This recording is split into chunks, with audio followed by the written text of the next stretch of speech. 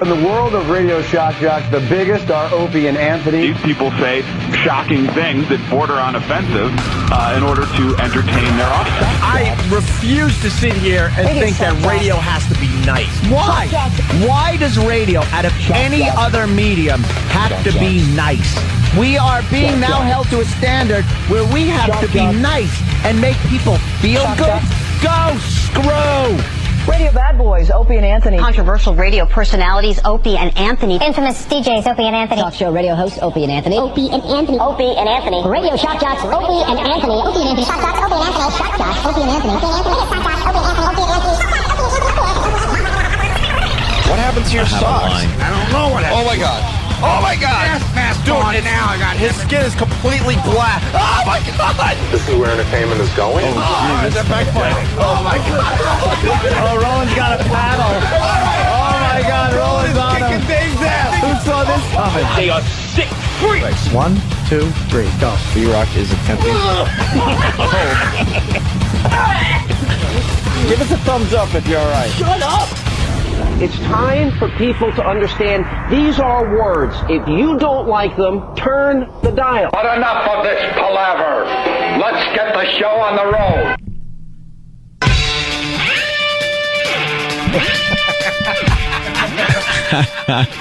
What are you laughing at? The music was a half second late in starting. I looked at Stan, and his finger just kind of pointed at E-Rock. It's got to be queued up every day. Half a second. Good morning. Welcome to the Opie and Anthony Show. We got to jump right into this. That's morning. We're all getting settled in. And Tim, who does a lot of the engineering around here, he's setting up 1 million mics for the cast of Cloverfield. They're coming in. Yeah. And the movie continues to get good reviews. Yeah. Bunch of the papers today giving it 3 stars out of 4. Rotten Tomatoes in general giving it a very good review. And we got the cast coming in sometime this morning, so we're going to talk to them. So Tim's setting up the studio, and pretty much maybe a minute to 2 minutes before Ecstasy of Gold, at some of the stations here, he goes, by the way, looks at me and goes, by the way, there's a staff meeting at 9 o'clock today. Mandatory staff meeting at 9 o'clock today for all the employees of this radio station, K-Rock, that we broadcast from here in New York City. Yep. I go, oh, that's not good. Oh, no. And Tim's been here a long time. I go, Tim, in your humble opinion, what does that mean? Yeah. He goes, oh, that means something big is going down. So let the speculating begin. I go, Tim, you've been here a long time. Has there ever been a mandatory staff meeting where nothing has happened, where they just maybe go around the room and give everybody lollipops and say, hey, you guys have been doing such a great job for this radio station. We just wanted to hand out lollipops and pat you on the back today.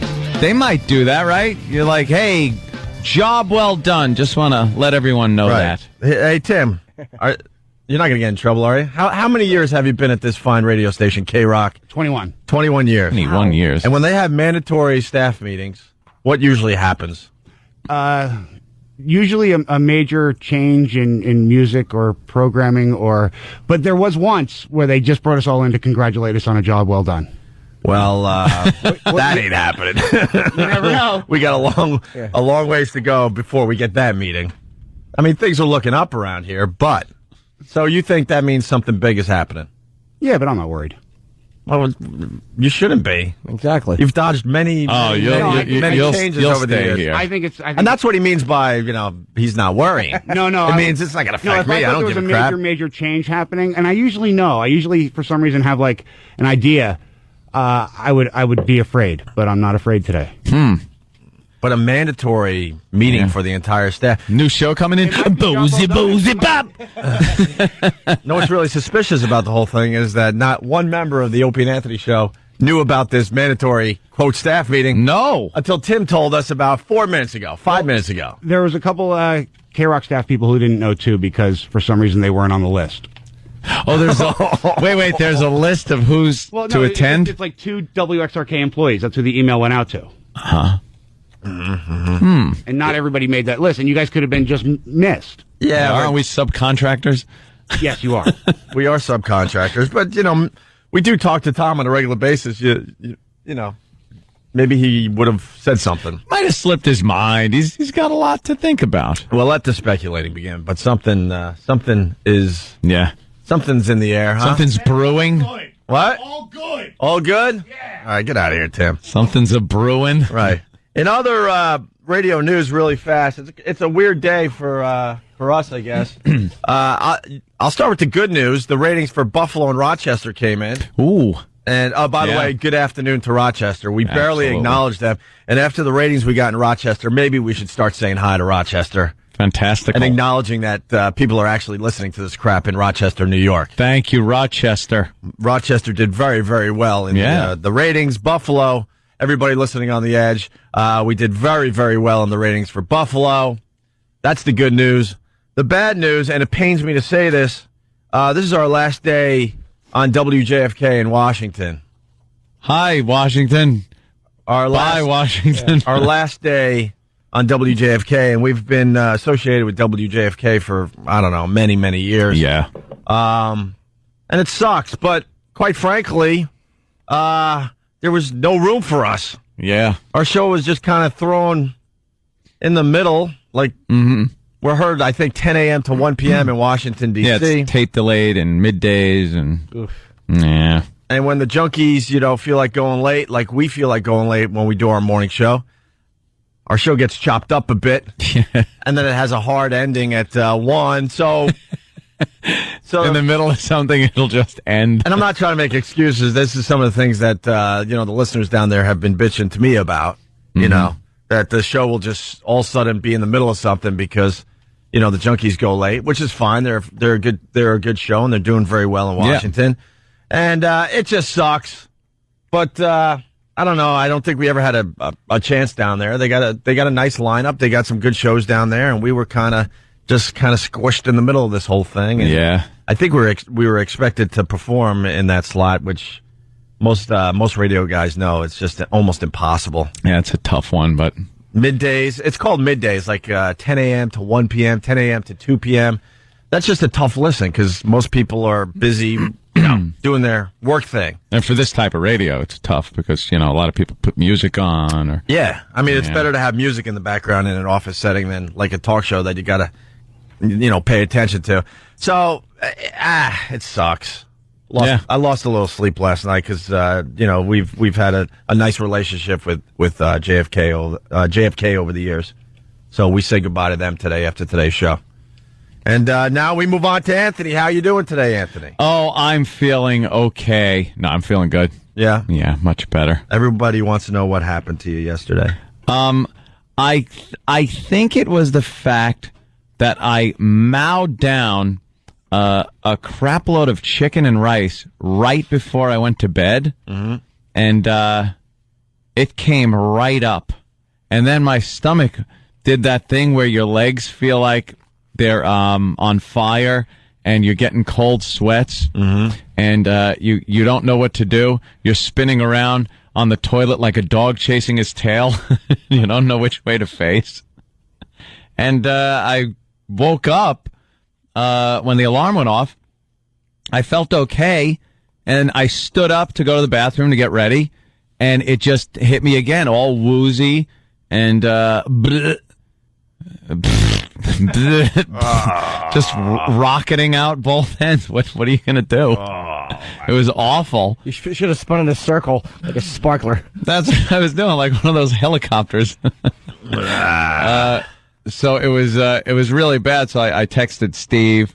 I tried calling Ope, but Ope is of the mindset, I'm not turning my phone on until I'm leaving for work. No, I'll tell you what's going on with me. I got a secret phone that even my family even my family doesn't have the number to.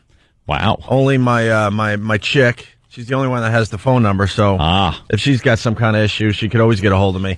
But for everybody else, they're out of luck. Yeah. I remember we were supposed to sign contracts one night. And the paperwork was taking forever and ever and ever, and it was really important we signed this contract, extremely important. Yeah. And, it was time for bed. I got a set bedtime for the most part. And when the clock hits around 9:30, I'm done. Turn off all phones and tough S for everybody. Incommunicado. And one time that almost hurt us because there were contracts being faxed and emailed, and I'm just snoozing away while everyone's trying to get a hold of me, and all my phones are off. Doom and gloom, Bob. We got to get a hold of Opie. Yeah. Is there anybody that could go over there? What? Can you call Kenny and he'll knock on the door? I'm under the, if you're a family member and you got a little DWI or something crazy happens to you in the middle of the night, I'll find out about it in the morning. I don't need to be woken up in that horrific way at 3:30, 4 o'clock in the morning. You're the give me the news in the morning guy. Yeah, because for the most part, you can't save anybody anyway. You're just getting the news. So why not get the news after a really good night's sleep? Yeah. Because, you got to plan for funerals and all that stuff. You got to have your energy, and you got to be bushy-tailed. Wide awake and bushy-tailed. I mean, the worst is to wake up in the middle of the night and have no sleep and now deal with this horrific thing that is happening. Big shocker. Yeah, so right at the moment. So that's my philosophy. Yeah, I like that. So there were rumors, though, that I took the day off so I could phone in as Sylvester Stallone. You missed a great day. That was a good one. I know. I was listening. Well, the reason I say you missed a great day was because you could have done Bob Grant to Bob Grant. I know. By the way, when freaking Bob Grant yesterday asked Anthony to do his Bob Grant impression that he's heard wonderful things about. Oh, no. Jimmy and I were in a complete panic. We looked at each other, and Jimmy kind of gave me a look like I could do it. And he did his Bob Grant impression. Yeah. And Bob Grant seemed to like it. Yeah. All right. Yeah. He goes, All right, Jimmy. I can't do Bob Grant, but I've heard over the years that you could do Bob Grant. Let me hear your Bob Grant. And Jimmy and I are like, because I decided just F with the listeners yesterday. That's the answer, by the way, because everyone was wondering. I like effing with the listeners. That's right. And then there was Anthony wasn't here, and we decided not even to acknowledge it. Didn't acknowledge it. And then rumors started popping up on the message boards and Pal Talk, and Baby Girl's a big liar. She starts trouble and said that I was suspended for 30 days. Nice. And that people believed it. Yeah. And I wouldn't say why I was suspended. And then people speculated as to why I was suspended. I said something racist was one of the things. Yeah. But, who's in my house to hear that? Well, after the show, I went into Tom's office, and he was in the middle of a very important phone call. It makes a little more sense now. Something's definitely going on. Uh-oh. And all of a sudden he gets off the phone for a second and he goes, you guys did, well today. I'm like, thanks. He goes, but why didn't you mention Anthony at all this morning? I go, because that's what I do. And I go, have a nice day. And we walked out. That's what I do. But Jimmy did his Bob Grant, and Bob Grant believed it. And then you could have done freaking, Rocky for Rocky. We had Sylvester Stallone on the phone. I heard him on the phone. That was and you could have interviewed cool. Sylvester Stallone as Sylvester Stallone. Maybe bring up one of the old bits. I wanted about the glass top table with Mickey underneath it. Which we used to get away with. Yes, the we things did. We used to get away with. Oh, boy.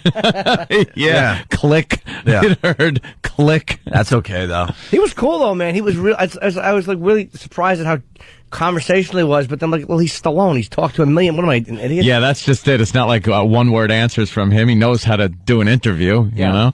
And what did he say about Rambo? He's very excited about it, I heard.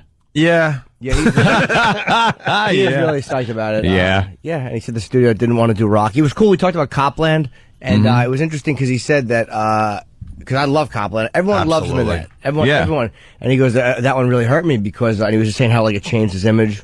I wish I would have known the movies he did right after, because I think it was probably them that hurt him and not Copland. You know what's so weird about that? You would think nothing would hurt Sylvester Stallone's image. Wow, he said that hurt him? He said that hurt me.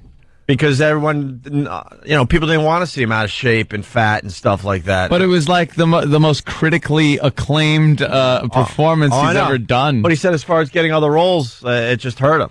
Wow. Because I think moviegoers in general want to look at him as a super hero. Yeah. Absolutely. It was very interesting when he said that. I'll bet he didn't get, right after that, any good scripts that would have followed up in that vein. Mm-hmm. Like, that was probably the problem. And then if he got a couple of crappy scripts, then maybe it hurt him because they didn't do well at the box office because no one said they were good. I don't know, but I mean, he was so good in that, man. Yeah, really. Hey, this is going to be funny for a few people.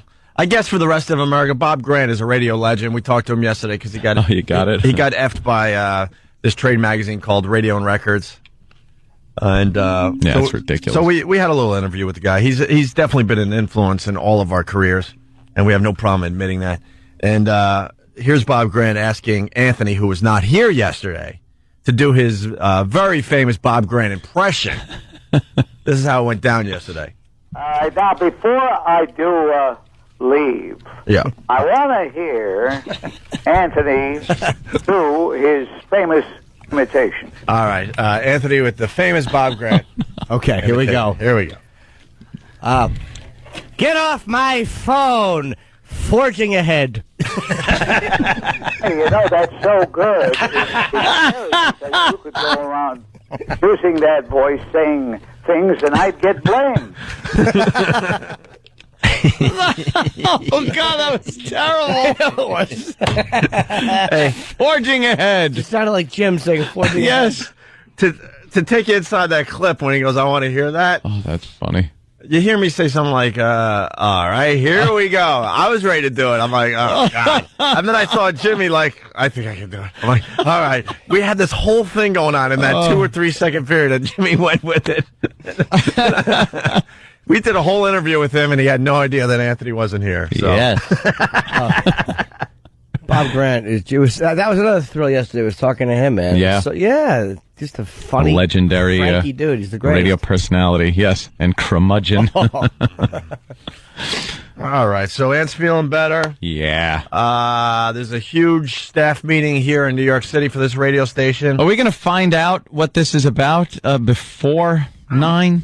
When our cards don't swipe tomorrow morning. Well, tomorrow's Saturday. Well. Yeah. Oh, yeah, we do come in here to do Oh, yeah, we prep. We do shows for each other on the weekends. Just sit here. Keep in practice. Well, Tom usually says hi after the first break, so we'll all just stare at the door when we go to commercial. Yeah. And see if he actually comes in. If he comes in, says something. If he doesn't come in, that says a lot. That'll be bad. So I wouldn't go anywhere today. Perhaps a phone call to his office might be needed. Yeah. All right, we'll get to the bottom of that. We got lots to do today, by the way. Bin Laden's son wants peace. And then you read what he's saying, and this is just the quick headlines. The tiger attack. Yeah. One of the victims admitting that they may have taunted the tiger, but the story is unbelievable. The tiger ruled. Absolutely. Oof. And we'll get into the Pats a little bit and what Randy Moss did to that girl. Allegedly. Well, I don't know what the hell the story is. They're not getting into details, but ow. I'm hearing they're calling in a scaffolding company to rebuild the girl. We'll give you the details in just a bit. And other things. Other things for the show. What? Oh, yeah. Well, we said that. Yeah, the cast of Cloverfield, the main people from Cloverfield will be in here today as well. It's Opie and Anthony.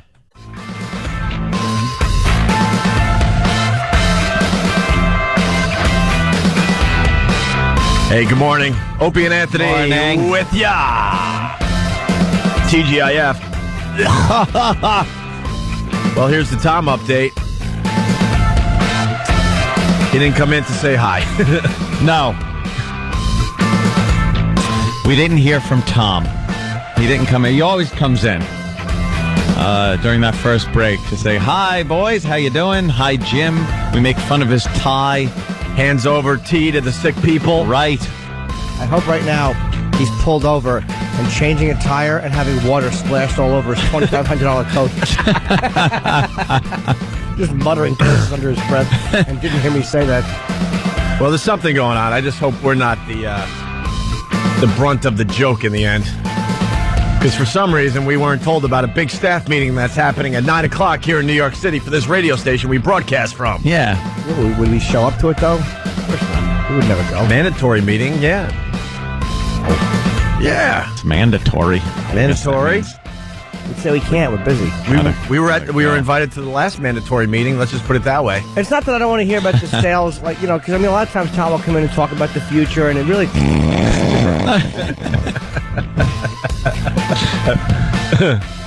Well, maybe our invite got lost in the mail. Yeah, it could happen. So we'll keep you updated. We'll let you know if Tom comes in today.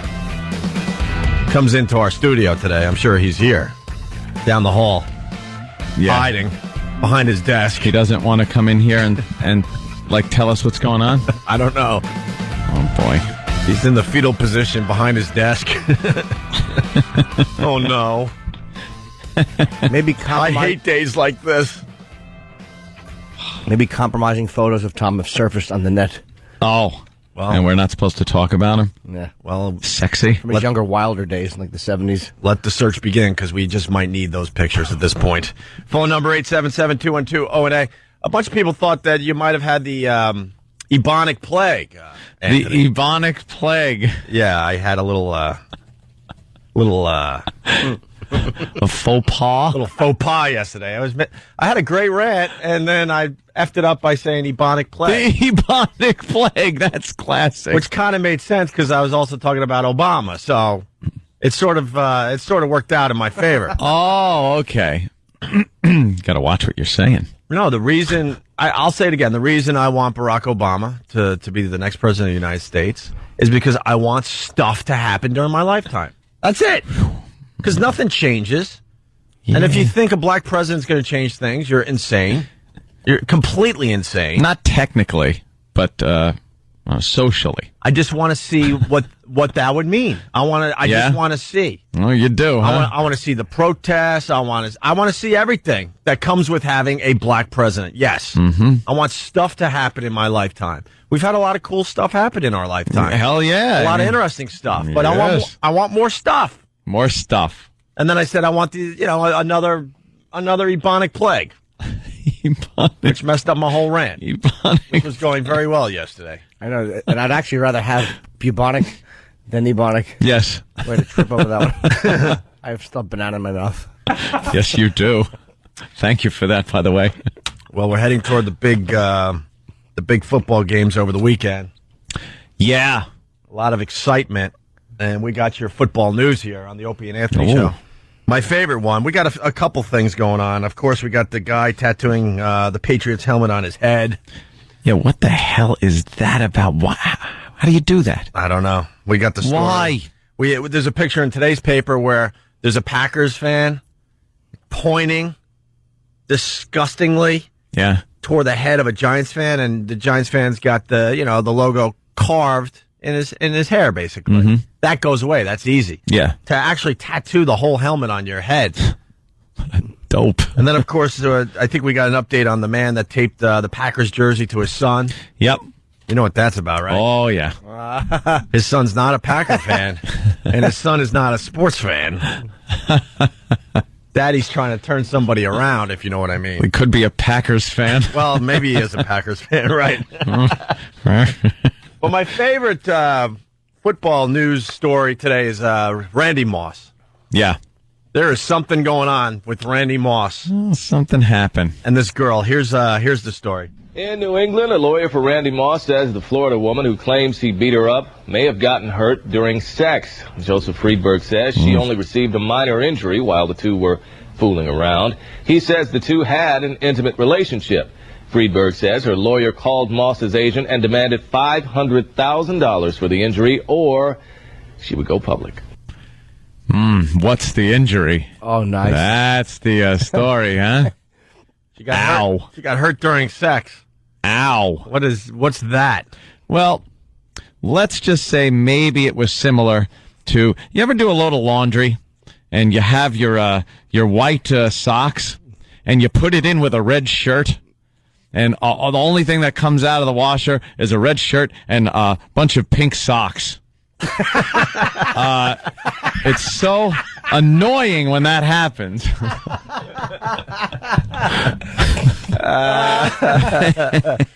Is that great? No one likes a pink sock. No, not when they were, was nice. You a white sock like that. You put it in with a shirt, and it's just a mess when you're done. Well, when it's your pink sock, like yeah, it's almost like if it's your sock. If you're pulling someone else's sock out of the dryer, it doesn't matter. Right? Who cares? It's theirs. It's theirs. You just don't want your socks to be pink. No. What is the injury? Do we know? Silly. I don't know. What? We don't know the injury? No, I didn't know where you were going with that. Oh, God, Jimmy. I swear to God. Have another cup of coffee. No. I was like, T-shirt. I cursed that pink sock. I curse it, I do. By the way, Ken and PA, going back to Barack Obama, and this has been coming up every time I say I want Obama to be the president of the United States. Besides my dumb theory, I don't give a crap who the president of the United States is. I'm one of those guys. Yeah. I'm from that school because I just feel like nothing really ever changes significantly, no matter who's in there. And it's just a bunch of nonsense. It really is. But he writes, Barack Obama doesn't stand for free speech. Did you forget about Imus already? Now, Barack Obama was against Imus and happy. You can't say that, right? Yeah, but it's yes. You can't say that, right? No, you can't say that, Jimmy. No. So I got to back up a little bit, I guess. So yeah, Barack Obama doesn't stand for free speech. Did you forget about Imus already? Now he was against Imus and what Imus said. But here's the thing: all the candidates were against what Imus said. Every single one of them. McCain McCain and Giuliani, the two Republicans, yes, both said, well, he apologized, let's move on. Yeah. Right, they were a little better about the whole thing. Yes. And a man in my position. He looks just like him. Yeah. Sorry, distracted. Jack Waltz. Oh, yeah.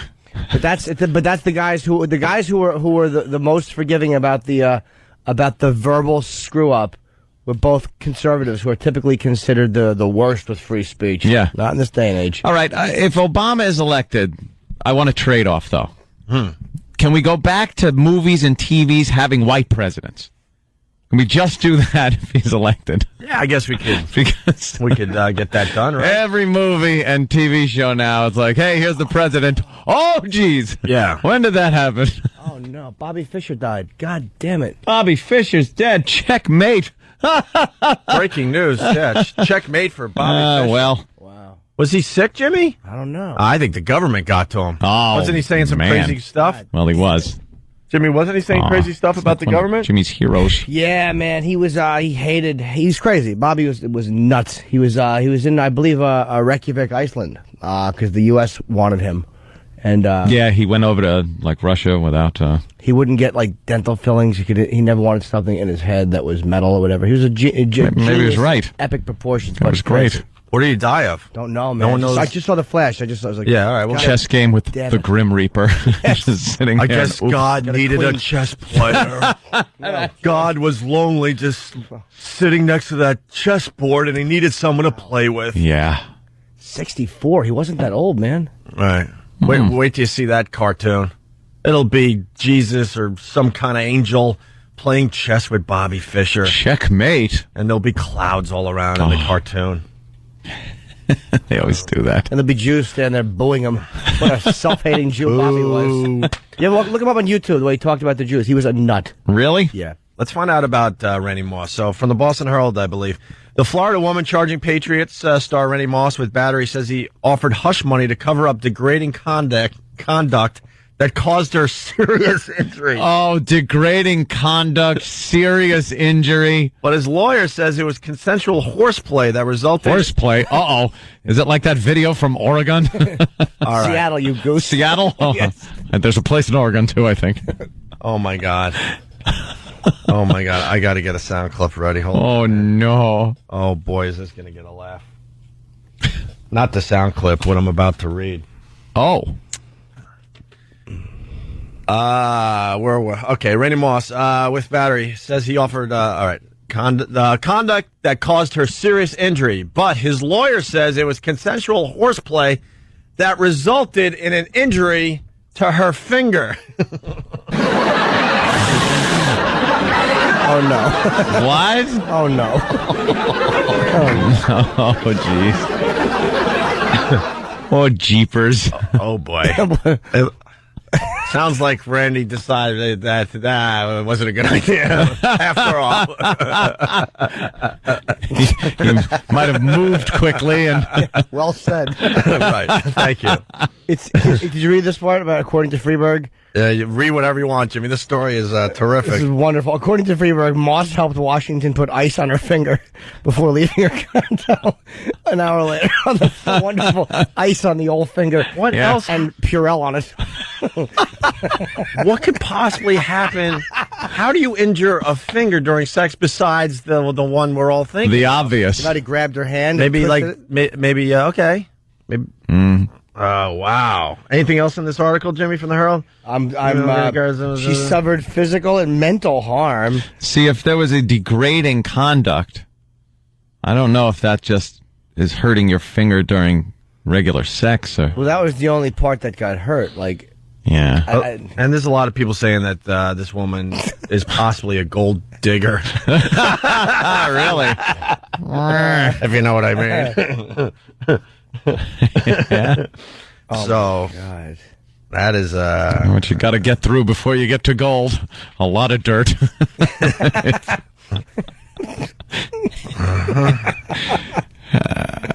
Oh no. Okay. That's pretty much it. That's pretty much the bullet points on that. That's hilarious. So we'll have to wait and see what happens with that. And then of course she'll be in court. And they'll say, "Do you have any evidence?" And she'll just walk over to the jury and hold her finger under everybody's nose.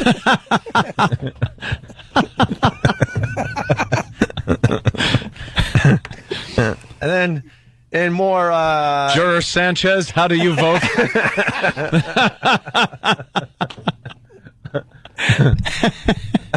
And he'll have to get his checkbook out as she walks down the line, and she sees all the jurors' heads recoiling, like, oh yeah, no. They'll have to do forensic work under the nail. All right. What the hell did he do to the finger? $500,000 for an injured finger during sex? I think it has to do with the degradation more so than the injured finger. Well, she wants $500,000 and her ring back.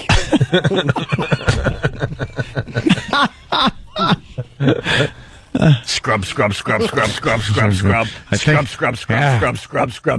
I think that did it. An hour later. No, it didn't. Scrub. For the rest of her life, she'll be eating sandwiches lefty, ladies and gentlemen of the jury. Scrub. Who knows? We'll find out more, I'm sure, as the days go on here. In other football news. She left crying, looking like she just went to work on an oil rig.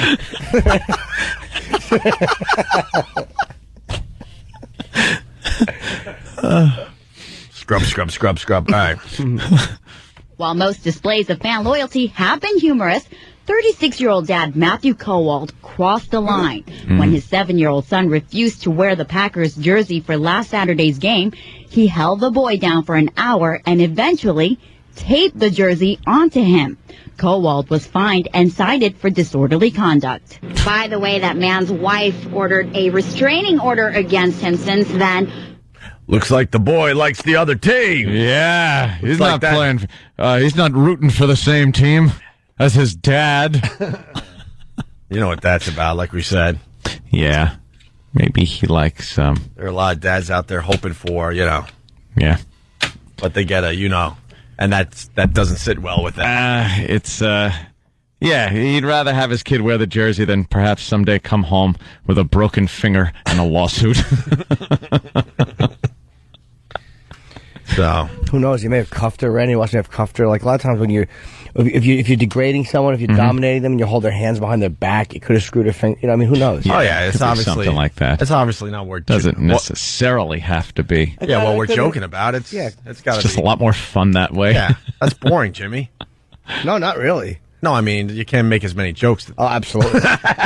It'd be better if her wrist was the problem, because then you'd know that Randy was experienced. Yeah.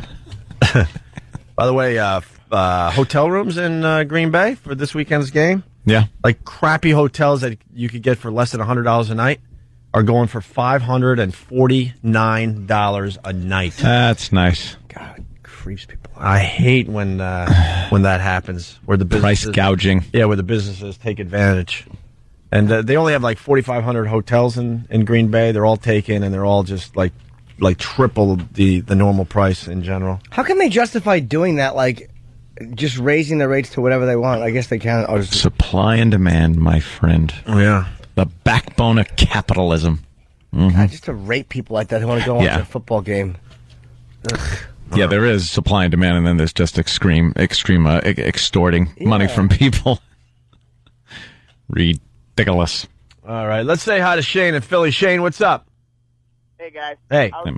I was wondering if maybe her shirt got caught on the doorknob as she was walking out with her finger in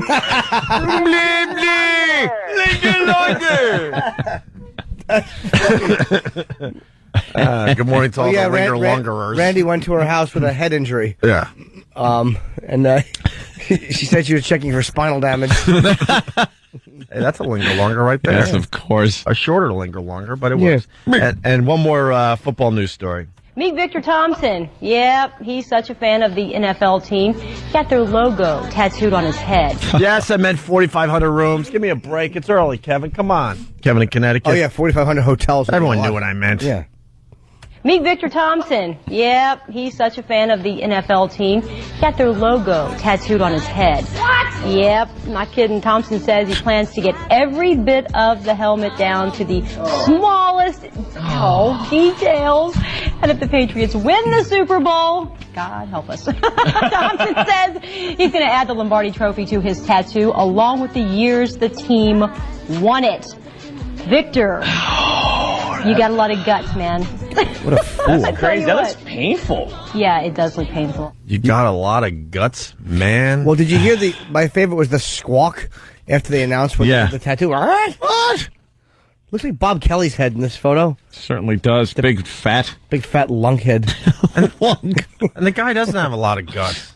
He's got an ugly mug, an ugly skull, so he's doing something with it. And he wants attention. Yeah, he's probably fine with himself, and that's that. Pretty good tat. Damn good Good tat. logo. Yeah. At least it's not a cheesy, like, prison-looking tat or something. Yeah, but to get the whole helmet on your head, he'll be like crazy. the NFL helmet head guy for a while, and then he'll just have to realize, who's going to ever sleep with me again? Is he going to put the face mask on, too? Yeah, but I hope so. He could be, that'd be but he good. could be putting it on in such a way where the hair will just, cover up the whole thing. Yeah, but then he goes bald, and he just kind of has like a star in the middle of his head. He looks ridiculous. How funny would it be if, like, the Patriots, like, joined some like, gay football league? And you're stuck with the helmet on your head. All right, a little far-fetched. What can I tell you? Okay. Moving on to other things. Still distracted because is Tom in the building? You don't have to look. I think because we're all scared to actually go down the hall and look. But he's usually in here by now saying hi to everybody. We know there's a mandatory staff meeting for everybody that works at this radio station at 9 o'clock. We weren't invited. No. Which scares me a little bit. And Tim admitted to us that that usually means something big is going Something's going down. So let the speculating begin. Yep. Excuse my interruption. That tough son of a bitch is getting his head tattooed. They're showing it like on video. Ow. He is getting the guy's drilling a tattoo needle into, like, the guy's laying on his side, getting the side of his skull tattooed, and he's not crying or screaming. That's gotta just, not only the pain of the needle, but people kind of like that when they get tats, but the vibration in your skull would have to give you a headache. And they wipe. I don't know how people get tattoos, because they wipe. I would always be afraid it was smearing, even though it's going way into your it's skin. going in there, yeah. Yeah, that's just the extra that's on the outside. In your head. That whole time. I would hate that. No tats there, Jimmy? No, never. Don't have any? My dad doesn't have any. No, he's got a Marine Corps bulldog on his arm, and that's it. Well, that's a tat. Well, no, I'm saying only one, though. The Nortons are not a tattooed clan. Ooh, I see Tom. Oh, there he is. Okay. You want us to take a break? What is that? The sign of the cross? What are you doing? Oh, jeez. He's making the sign of the cross. Is that the sign of the cross? Is everything... Oh, no. Tom's just kind of... Oh. He's giving a thumbs up? Thumbs up. No? For some reason. Tom, you got everybody wondering, why weren't we invited to the big meeting today? Huh? You're invited. All right, good. Invited. All We're invited. Is there going to be snacks and treats and things? Absolutely. Is it a catered meeting? Huh? I have lollipops in my office. Is it a good meeting, a bad meeting? It's a good meeting. Oh. For who? Everyone will decide when it's over. I love the way Tom talks. God, Tom, you should have gotten into politics. And you really should have. And he's saying this off mic, by the way. He doesn't want to be too close to the mic. He's unflappable. Yeah. Here we go. He's just. I think that was a sign right there that you didn't want to be on mic today. No. Because you're very concerned about the broadcast, usually. Today you're like, I'll just talk from the corner of the room. Good for the station. It's a good. Everyone will decide. Mm-hmm. But it's not going to upset anybody's lives, and everyone will go on. Mm-hmm. Okay. Everyone will go on. Everyone will go on. Are you retiring? I have no comment on anything. I'm not. Wow. No, I'm not going to tell you Ed, that has anything to do with anything to do with the meeting. It has nothing to. I'm not. I won't respond to anything about the meeting. Okay. All right. He's Oliver North. He's really good. Yes. Tom would make such a good politician. God. Is this show safe for now? I'm not going to answer questions. Oh, no. He's not answering any questions. Are we going to have to wear, like, cowboy hats? That would be when we another- I will not broadcast. answer questions. Like, what are those sombreros? My bran muffins are getting cold. Can I go eat it? Oh. I'm not going to answer any questions. All right. Can you just say this? Can you just say this? What's the meeting about? Good morning. Good morning. All right. Can you answer this? Is that the last good morning we're going to have? Good morning. Oh, no. What was that one? Oh, no. All right. Go finish your You muffin. have a warm bran muffin? Yeah. Oh, yeah. Ew. Where do you get it warm? I heat it in the microwave. Oh. Oh, that's really. Oh, now it's going to get hard, though, if you let it cool. You can always reheat it. Oh, yeah. Then they're really good. Bran muffin. Yes. Yeah. Why the taps? What does that got to do with What? anything? You told us to add more sounds to our show, so we figured we'd add more sounds to the show. It could be relative. We Yeah. don't know. We don't know. You're not saying anything, so. I ain't saying a word. Hey, do you ever take psyllium husk? Psyllium husk? It's like Metamucil. Tom's talking about Metamucil. Right. It's supposed to be good. You're out of your mind. I'm only What thinking is that? because he has bran muffin and Metamucil. I'm just thinking, it's amazing you make it into work. No problem. All right. All right. Yep. All right, huh? We can't be there, though. You know that. Should I say I adios? set at 9 so that you could be there.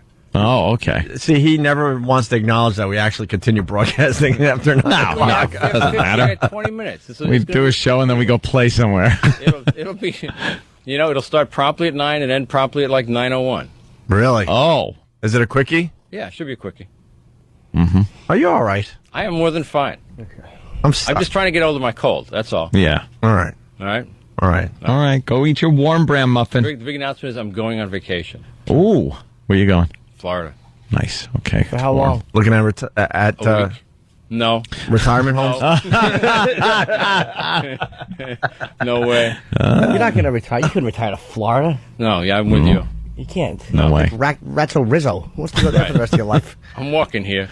Yeah. Hey, impression. The best is when he's on the bus. Hey, I wet myself. All right, boys. All right. Thank you, Tom. So we're officially invited to the meeting. Does anybody remember last year? Yeah, exactly. I hope that bran muffin right now is just like a brick. It's just sitting there like a paperweight. He'll try to cut it up like. Oh, no. That was Oh, nice. yes. Splashing water on me as I'm changing a flat tire.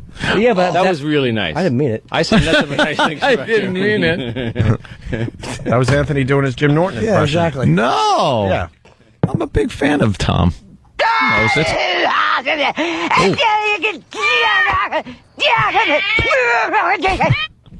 What happened? It was supposed to be something else. Let my people go. All right. It's Opie and Anthony. Stay there.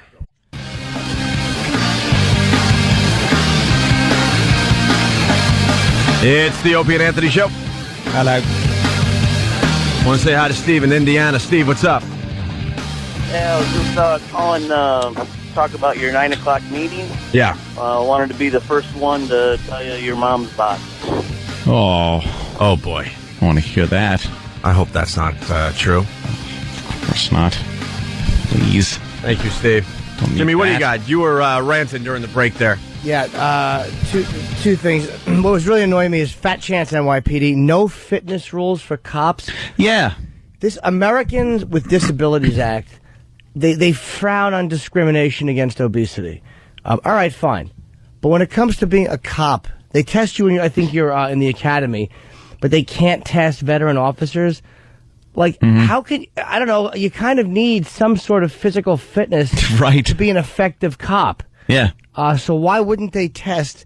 Are they afraid of being seen as discriminatory? How can they not have height and weight requirements for the police department? Yeah, and you're not saying that these guys need to be ripped, but, you know, in some kind of shape.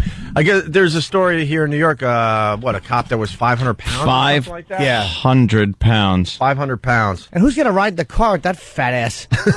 Ugh. Stopping every 5 minutes at a fast food joint. Got to smell his lamb chop underarms. Big disaster. He probably drove a paddy wagon and just his whole fat body was in the back of it. All cranky. Well, how is he going to help a partner? If your partner's getting his ass kicked, trying to... I almost said make a collar and then realized it's not 1971. I'm not Serpico.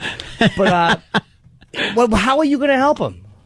Yeah, you can't, and you can't run. No, guy's not running anywhere to pursue anybody. You can't be an effective cop. No way. What if there's a woman being raped in a stairwell? I mean, literally, how are you going to run up the steps? Yeah, you can't.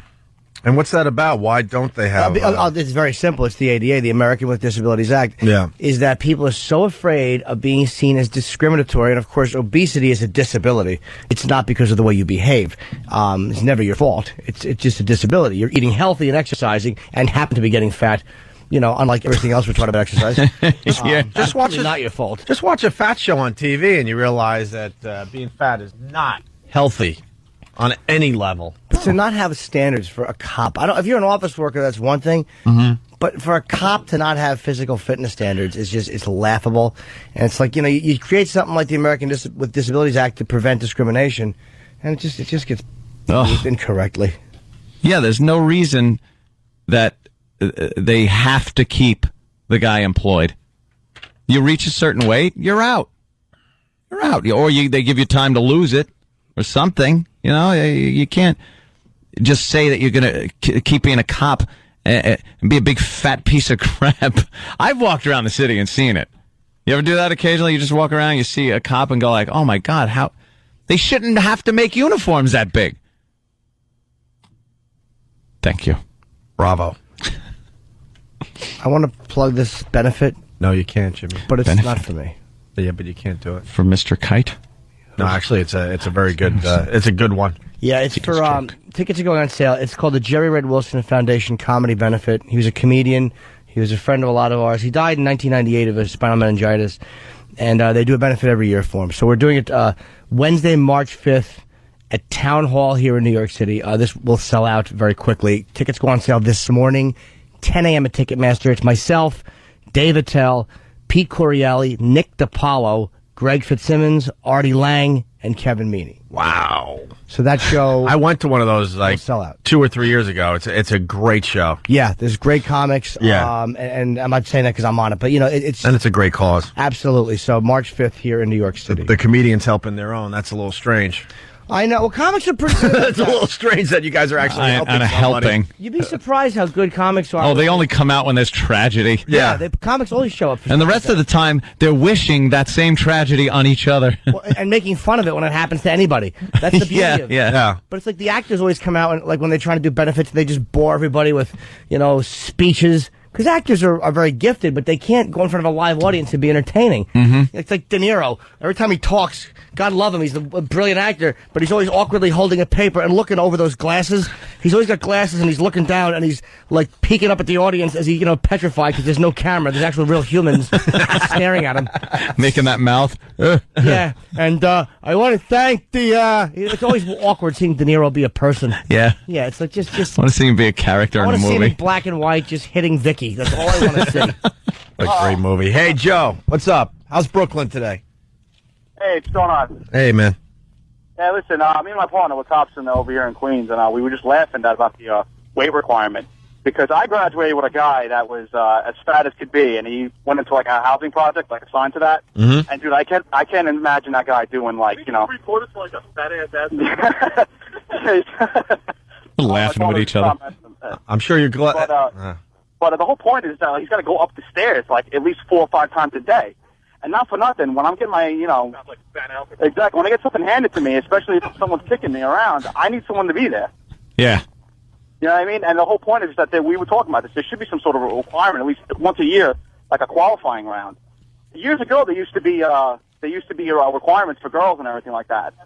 Didn't they lower the standards so they could get more women on the police force too? Dude, I have no idea. It's politics. Probably. And dude, I say this all the time. Goddamn liberal. Thank you. I love these guys. But the whole point is that it's just that when we're getting something handed to us, and you know, if I can say ass on the air, I hope I can. Yeah. Dude, I need someone to be there, and you know, me and my partner, we're not like my partner's going to say he's the hugest guy around, but to be honest with you, you know, we can trust in each other, we can rely on each other. You know that if I need to run to get to him, I can get to him in time, and I'll be behind him. And then, you know, and we laugh all the time. We told us in the academy, it's like whenever we did the runs and everything, we laughed because it's like if we're running after somebody, you have to cut back a little bit. Yeah. So you know what I mean? All right. Hey Joe, what's the best call you've gotten on this shift? The best call of tonight? Or no? Yeah. Since you've been on the shift. What's the best call we got tonight? When we get something handed to us, I don't know. I think the funniest thing was going to a call and ends up being that the guy was like calls for help. Ends up being the guy just wanted like cigarettes and soda. God, you just want to take the stick to him. Yeah. All right, Joe. But it's not gonna happen. You're distracting everybody because you know when you call our show and there was a good call, you got to turn down the radio. There's enough delay where you'll be able to hear a bunch of it by the end of it. Thanks, bro. Yeah, all right. It's distracting because you can hear the show in the background there. Let's say hi to John in Staten Island. This is Staten Island. I don't know anything about it. It's a weird place. What's up? I'll say it every time. Staten Island creeps me out. They're testing animals and stuff over there. I'm positive. Are you saying there's some kind of weird science experiment? Have you ever been to Staten Island? Just drove through. Most New Yorkers just drive through Staten Island. You drive through to get to Jersey. I've been living in the New York area most of my life, off and on. You know, I do a radio job here, a radio job there. But in general, you know, this is like home base. I've never done anything in Staten Island. It's like an extension to me of the Verrazano Bridge. It's just a bridge made of dirt. Right. That's what Staten Island is to me. To get over to Jersey, you take the Verrazano, and then you go on the dirt bridge for a while. Yeah. And then either the outer bridge or the Gothels. We use you as a shortcut to Jersey. Yeah. That's all we know about Staten Island. A big, wide dirt bridge. And we ask you guys, you know, tell me one cool thing about Staten Island, and we can't get anything from you guys. All right, John, what do you got? You guys are saying it's not okay for cops to be overweight because, you know, they got to chase people down. But Jimmy said, well, it's okay if you're an office worker. But in reality, it's not. We all pay into our health care. I agree. Dude, that big fat guy is costing me more money. I agree with you. I'm talking only about job effectiveness. And I'm talking about what the Americans with Disabilities Act, which I agree with you. It does cost us all. And Morgan Spurlock raised a great point when he did his thing about compulsive overeating. He was like, if you see somebody smoking, it's perfectly acceptable to criticize that because that's addictive and self-destructive and insurance bleeding. Well, what about this? Unhealthy. So, yeah, but I agree with you, dude, but I was only talking about effectiveness at work. I just figured I'd get my 2 cents in on fat guys. Punching out, guys. Have a good morning. All right. It's not even a knock on fat guys. It's just that's a job. Being a cop, that's kind of a job where you should have to be physically fit. You need to be. And you should be a certain fireman, same thing. Yeah, I watch Biggest Loser, and by the end of the show, they test these people. They go to a doctor before they start, and they go to a doctor afterwards. And their diabetes goes away. And diabetes! High blood pressure goes away. Their high cholesterol goes away.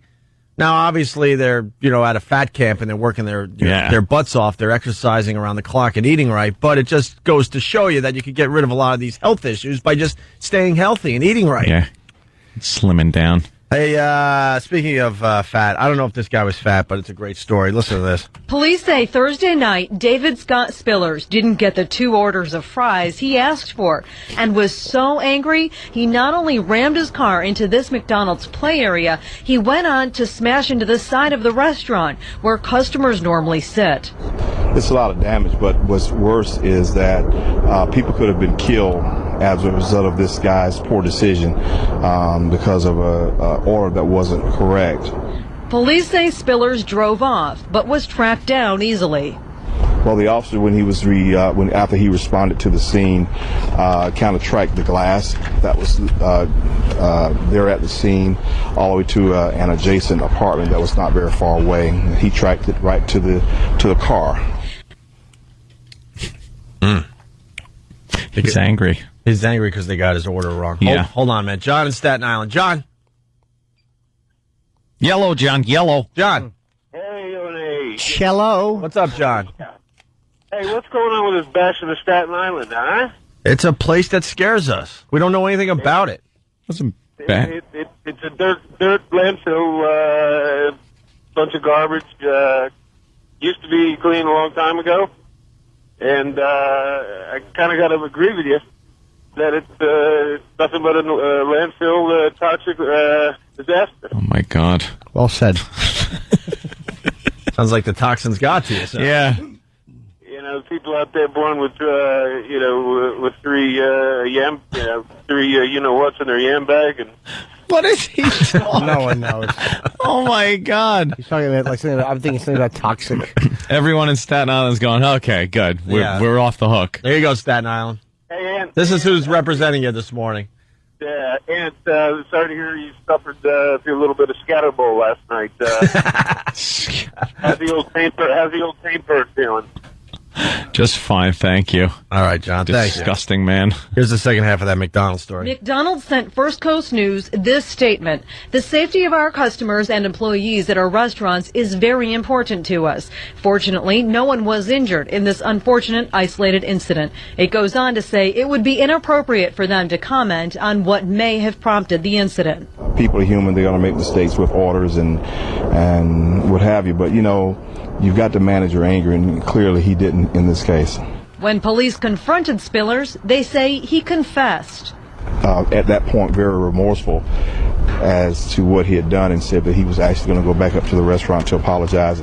Talk about an unhappy meal. Unhappy meal. I get it, because they have something called a... Oh, boy. Oh, my God. Boy. Oh, my God. Just read the news, stupid. Talk about an unhappy meal. I can't even comment on that. I know. More drivel from the news writers. Was that supposed to be funny or clever? I don't know what it was. These are the same people that have they have immunity from FCC fines because they're the news. Yeah. Mm-hmm. And they have a different set of standards when broadcasting than the rest of us because they're the news, which means they have integrity. Yeah. They're doing a public service. Talk about an unhappy meal. Not even delivered well like a comic. Right. Talk about an unhappy meal. Wow. What a way to punch it home. Let's say hi to Dustin in Boston. What's up, Dustin?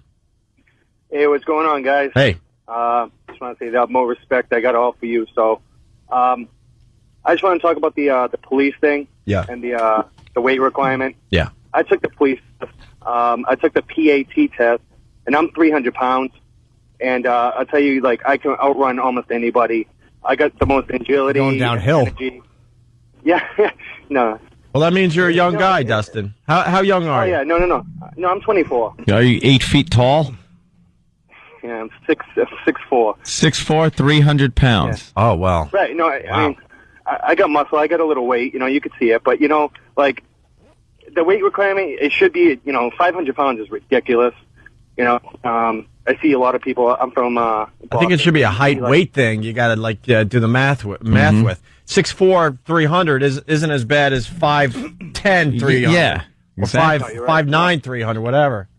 Right. I definitely think that's why they do have the PAT test. If you can't do that, because, it was 3 minutes. And, I had to run, you run around 3 different circles, and you got to, jump over a 6-foot wall, and, yeah, it's tough, but yeah, I mean, if you can't do that, then you should definitely not be a police officer. They should at least do it like every 6 years or something like that. Have them do it again. All right, Keep them sir. fit. Thank you, Dustin. You got it, guys. Bye. All right, there he goes, Dustin. Let's say hi to Rob in Pittsburgh. Rob, what's up? Hey, what's up, Opie, Anthony, old Jimmy? Hey, I'm an HR manager. I have a master's in labor relations, and the problem is the ADA doesn't cover obesity because it's correctable, like eyesight. Oh, okay. So, they're always citing I think it's more the what? They're always citing it though. Like they say here in this article that the courts really frown upon discrimination against obesity. This labor lawyer was saying. So maybe it doesn't cover it, but maybe it's cited a lot for some reason. I think it's a real big obesity. We're talking like 600 pounds or something, but just being overweight isn't. You can correct that at some point to get to those standards. And also the standards have to be related to the job. Like, the cops, because they have to go after people and they have to be able to run, whereas somebody working in a plant, as long as they can pick up the machinery they're working, you can't require them to have a weight requirement. Right, but unless it's a safety issue. I think they do something now called like height to weight body mass index. There's some kind of a ratio they use, which is how airlines are able to do it. Because you notice you have some big flight attendants, but there's nobody that big. Not like big. They got to be able to fit down the aisles. Absolutely, and an emergency help you, not just get stuck somewhere causing a big pileup. Yeah. Yeah, that's where everything can be correctable, is under safety. If you use safety as a guide, you can do a lot of things. But it's also the union, because police unions, any unions, they're going to protect their workers, and they're going to allow people to stay on the job because they need the numbers to be able to keep. Whoa! How about in human resources? You deal with a lot of like just trivial. Cause we have this really weird hatred of human resources because they just represent like this where they listen to all the nitpickers and the snivellers and make an issue out of it. See, I'm the exact opposite. I'm like the. If it's a legal issue, we got to take care of it. But if not, I try to tell people to suck it up. I'm a plant HR manager, so there's always crap going on in the plant between, people getting made fun of, and people just need to suck it up nowadays. I mean, if there's a legal protection, you need to take care of it. But if not, suck it up, be a man. Stuff happens. Get over it. All right, buddy. Thanks a lot, man. All right. Take care. No problem, guys. We'll see you in Cleveland, Jimmy. Okay, thanks, man. Right on. Let's say hi to Joe. Before you say hi to Joe, can I just say one thing, how horrifying this plane crash was? Oh, no kidding. We'll get to the next. Yeah. Joe, what's up? Yeah, how you doing? Hey, Joe. Listen, I just wanted to say something about Staten Island. I think it's the whitest borough in the city. Yeah, it is. Yeah, but the problem with that is it's those like white people that live in the woods and they like have sex with each other. Oh. No, I don't think so. I think they're kind of like there's like a lot of inbreeding and stuff. That's what I read about Staten Island. Never heard that. Oh yeah. They do animal testing. Mm-hmm. There's toxins all over the place, and white people that live in the woods have sex with each other for a long time, but now they're kind of like living among us. Oh. They're kind of tainting the population in Staten Island. Tainting? Oh, yeah. What have you heard about Staten Island, Anthony? Nothing. I heard that there's a highway that goes right through it. Right through it. And that's all I've seen. Mm-hmm. I've seen the left lane. And that's it. That's it. All right. I like the Wilford Brimley reference before. Thank you. Go to Liberty. Liberty Supplies for your diabetes supplies. Diabetes. Diabetes, diabetes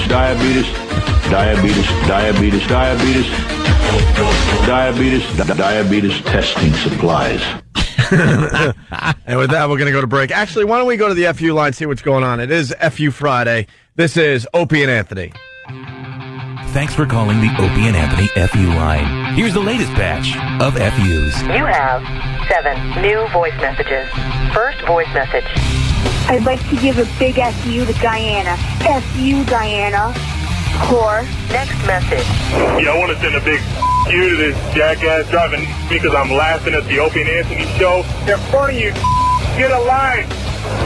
You. Next message. Yeah, I want to say a big FU to my ex-girlfriend, Patty. We made a plan to take off the fall semester from college to travel in Europe. At the last minute, you go, oh, I can't go back to school. My daddy won't help me pay for college if I do. So I went away, and you went back to school, and you start my best friend Tom. F-U, F-Tom. Next message. Hey, this is James in New Hampshire. I want to send a big F-U to my piece of boss, who while he was busy taking at least 8 vacations this year, I was running his company for him. He had the most profitable year, did more work than history, but I made less money with less health benefits and less bonuses, you face. Next message. Yeah, I'd like to leave a big you to my general manager. Hope you choke on a bowl full of soup. Next message. I'd like to give a real special you to my boss who insists on only taking care of himself. You. Next message. I would like to leave a big FU to the hole that almost tried to kill me in Patterson, New York. FU. End of new messages. Call the Opie and Anthony FU line. 866-FU line 1. That's 866-FU line 1. Thank you and goodbye. Oh, yeah. Oh, yeah. If anyone gives a crap, this is my favorite Doors song right here. Peace Frog. Oh, I know why you did this. Good call.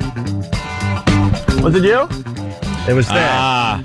Why would you look over there at E-Rock and say good call? Because I still have hope. You're right. If you said, hey, could you play the end? Anyway, it's the Opie and Anthony show. I'm obsessed with this Staten Island. I don't know anything about it. I realized that we got a bunch of boroughs here in New York City. Lived here most of my life when I wasn't doing radio jobs. And I realized I've never stopped in Staten Island to do anything. Well, we're doing a little research and learning some things about it. Do you know that all the frogs, that's why Peace Frog, by the way, are disappearing in Staten Island? Really? Go try to find a frog right now in Staten Island. You're not going to find it. You're Why not going is to that? find one frog. Why is that? There's something weird's going on. That is odd. There's something not right with Staten Island. Interesting. Don't take my word for it. Go hunting for a frog today. Good luck. You're not going to find Staten one. Island, check it out. You're not going to find one. Find a frog. No. Hey, we got the cast of Cloverfield coming in today. Give me the Rotten Tomatoes thing there, E-Rock. The only place to go for movie reviews, because your local movie reviewer is an ass. Yeah. He's a pompous ass.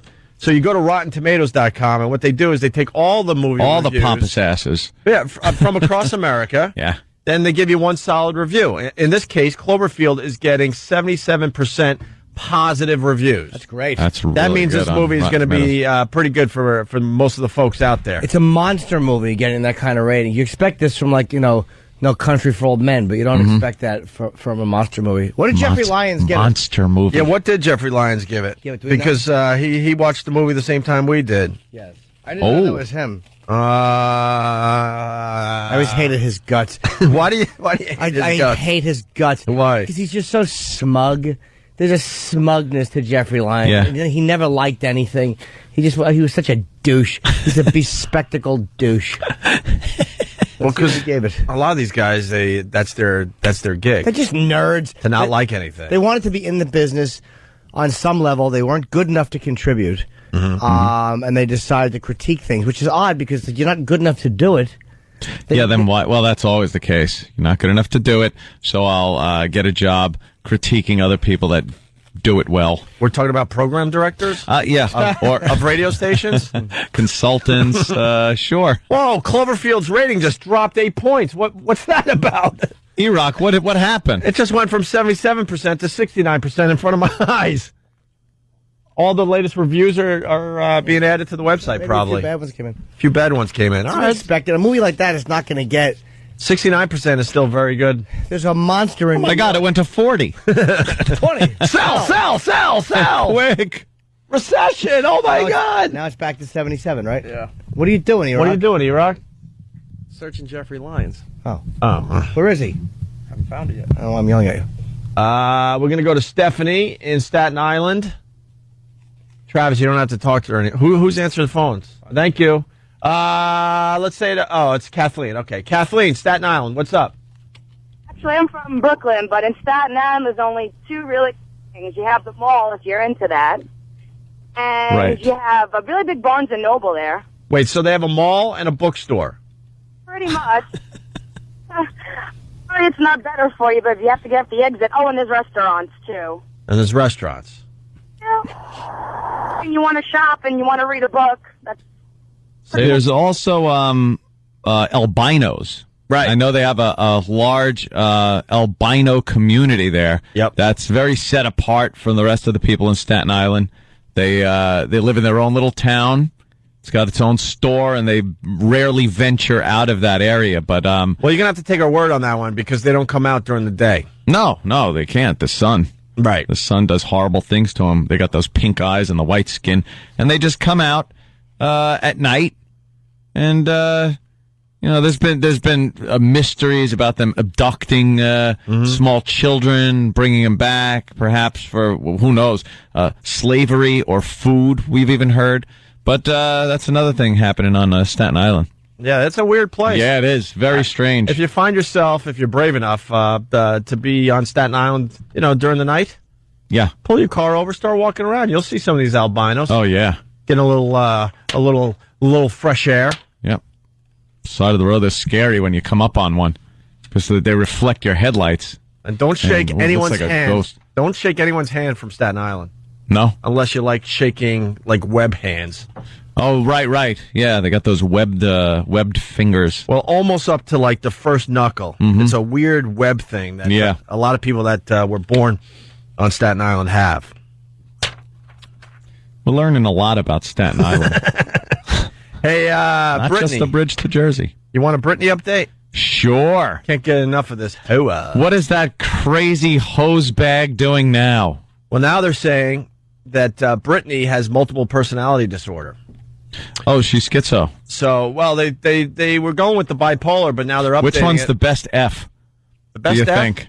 Which crazy version of multiple personality? Yeah? Yeah, that'd be great. But which one? Which one of her personalities? Like, not the motherly one. No. Because occasionally she jumps into this mommy mode where she thinks she's actually a good mother. Mm-hmm.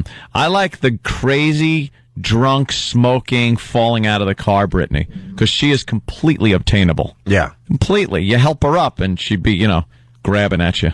And I gotta tell you, if I was that paparazzi guy that was hanging out with Brittany... Paparazzi. Which is just amazing because she was a huge star and now she's hanging with a paparazzi dude. If I was that guy, I mean, his life sucks. First of all, he's still married. He's a paparazzi dude. That's like just scum. Mm-hmm. I would try to get her pregnant. I said this the other day. All he has to do is get Britney Spears pregnant. He is set for life, and I bet you that is his goal. All I have to do is get her pregnant because she's the type of girl. I don't think she's going to go for the the backdoor. Mm-hmm. I think she's going to keep the baby. And then this guy is set for life because there's plenty of money still to get out of this girl. I saw the clip on one of those goddamn entertainment shows, and they were asking her if she had taken a pregnancy test. Right. And she was like, I didn't take no pregnancy test. Right. With that stupid accent of hers. Well, it was part of her multiple personality disorder. Sources are now painting a very disturbing picture of Britney Spears or whoever she happens to be at any given moment. We're told the whole British accent thing. Yeah, she's walking around talking like she's from Britain. Well, it's more than an accent. Britney has multiple personalities, including, as people in her life call it, the British girl. The British girl. So there are people that are close to her saying one of the personalities they call the British girl. We're told when Spears loses the British personality, she has absolutely no idea what she did during the time she assumed that personality. Sources say Brit has a number of other identities where she becomes the weepy girl, the diva, the incoherent girl. And I like incoherent girl. You want incoherent girl? That's the one, incoherent girl. Which one would you like, Jimmy? Your choices are British girl? British girl, no. No. She thinks she's upper crusty. Yeah. Weepy girl? No, then you have to comfort her. Just crying all the time? No. Diva? No, because then, no. Incoherent girl? Yeah. You. Every guy wants incoherent girl as far as the Britney personalities go. Hell yeah. Time for a poll. The beginning of the end of her was that reality show. Why? Don't know. I mean, it's just... Yeah, that kind of was the beginning of the whole thing, because before that, everyone thought she was this virginal, kind of pure, hot girl, And then she did that reality thing, and you watch it and just went, oh, she's a moron, first of all. And she's not that image that she had. I just love it when all the, like, when it was Tom Cruise jumping on the couch or her doing that reality show. I just love when these De Niro reading. De Niro reading. I want to thank. He's looking down at the paper, but his eyes are over his glasses in front of the bridge of his nose. I want to thank the foundation here in New York. Shut up. Just yell at somebody for not hiding the money well, and make him bring that pink car back. Knock a wig off his head while you're choking him with a phone cord. Oh, how wonderful is that? Hey, come on.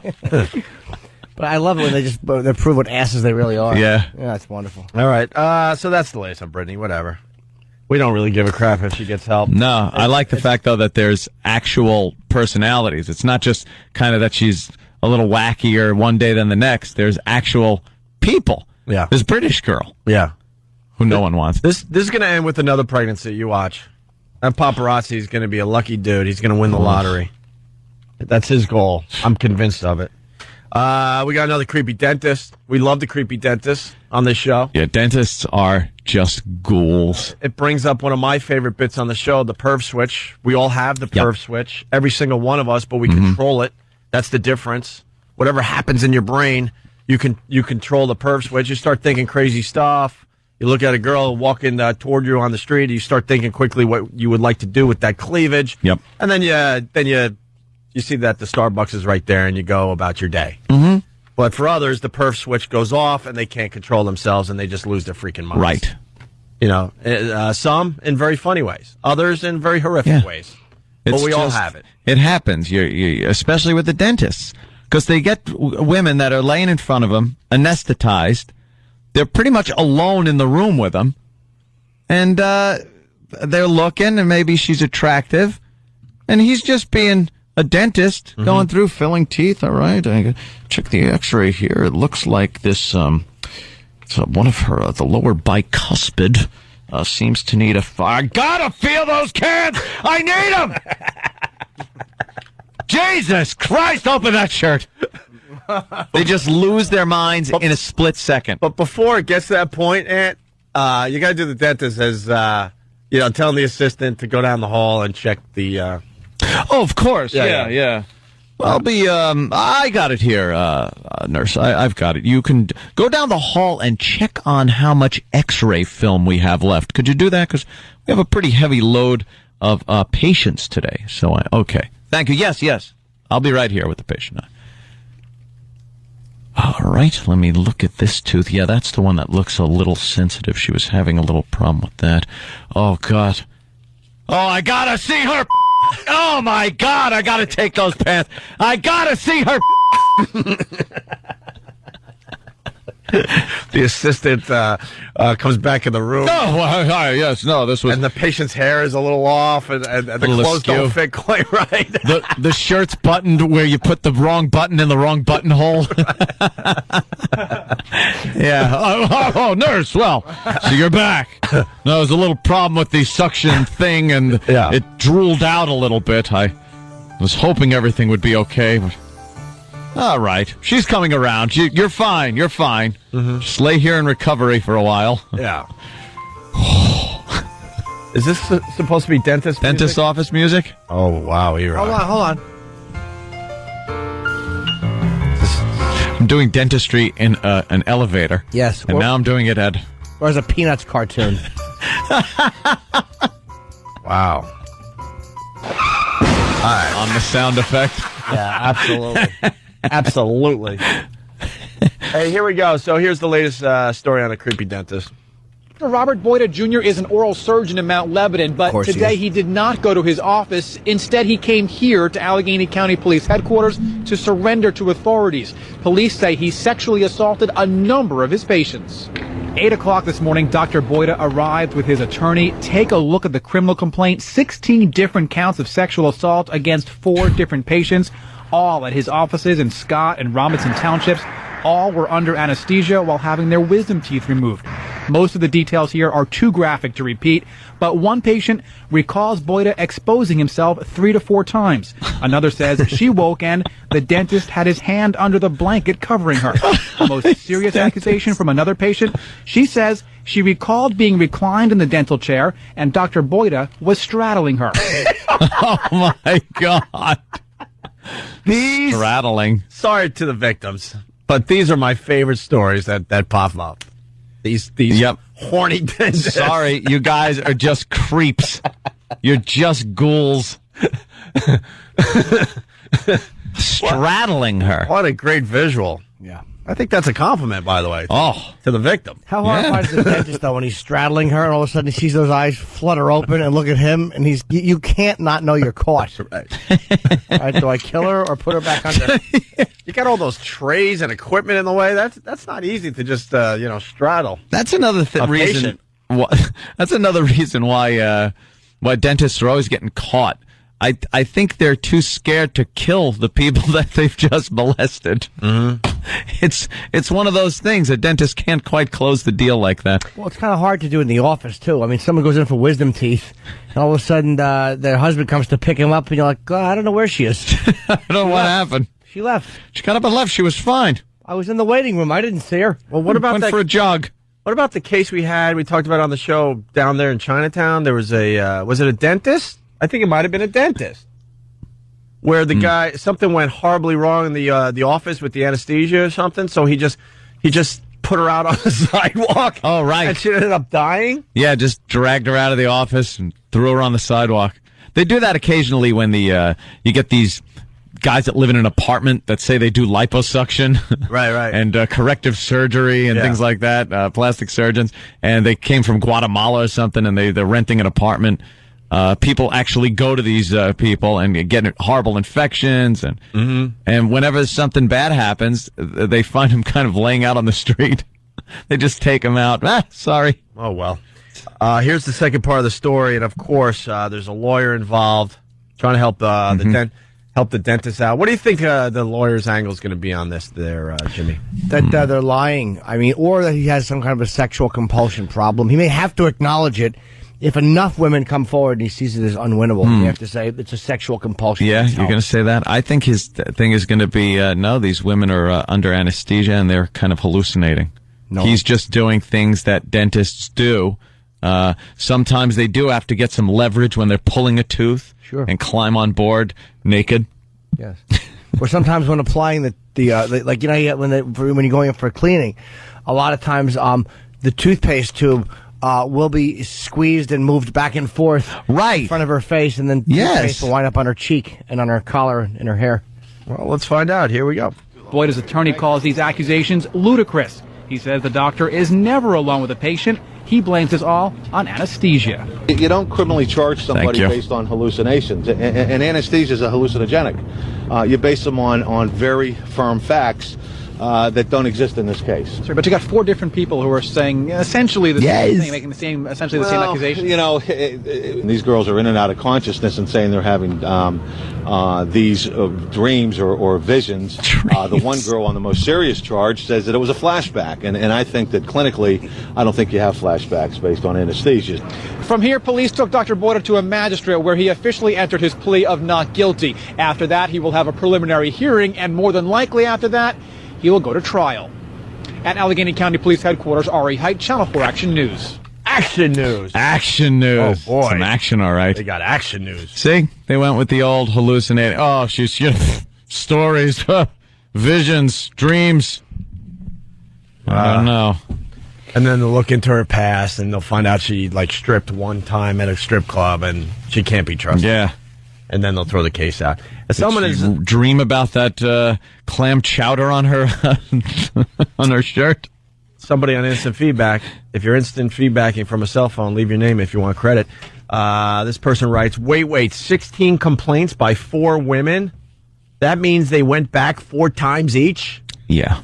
That's always a bad thing, too, for the women. Never looks good if you go back. Yeah. All right, we got to take a break. Just got a communique from good old Steve. Are you executively producing today? Now that's how you executive produce. Yeah. I'm just passing notes today, but that's how you pass a note. You know, that had me laughing I'm sure yesterday. it did. I was just cracking up yesterday just thinking of that. I think I said it out loud a few times, too, just to get the full impact. It's contagious. That's it really how is. you executive produce, my friend. You get the wrong person on the phone. It's great. Cock of the walk, are you? I really was. I was egocentric and very Something proud like of that. myself and gloating. We got the cast of Cloverfield? Yeah, they're all here. They're in the good. room right Very now. cool. We're going to talk to them next. I want to try to squeeze in a quickie before we get to Ooh, the all right, break. Jim. Oh. This story is just hilarious. Want to get it out there. No. Are you okay? Ow, that wasn't funny at all. I banged my head. You big crap. I'm gonna kill your father. Oh my God. You know what?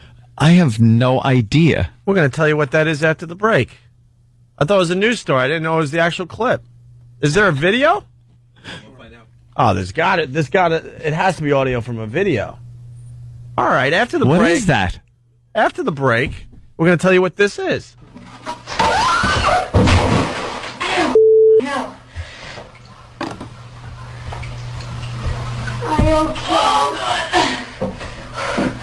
Ow, that wasn't funny at all. I banged my head. You big crap. I'm gonna kill your father. Oh my God. I'm going to kick his ass. I don't know what that is. And there is a video, so we'll turn everybody onto the video after the break, too. You have any idea? None.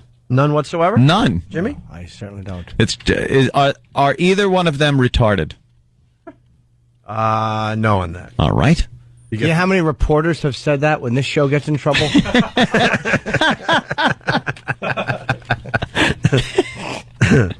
Any other guesses?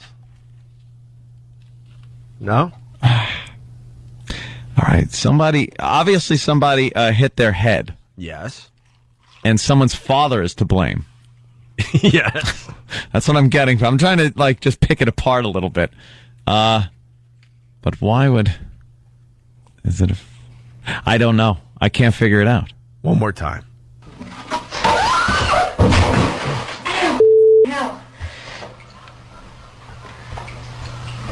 Are you okay? Ow, that wasn't funny at all. I banged my head. You big crap. I'm gonna kill your father. Oh my God. What is that? My favorite part is I banged my head. Bang my head. I don't know what that is. It reminds me of an old clip we used to play. Yes. Yep. Stop. I can't breathe. All right, we're going to give you the answer after the break, and we're going to talk to the cast of Cloverfield.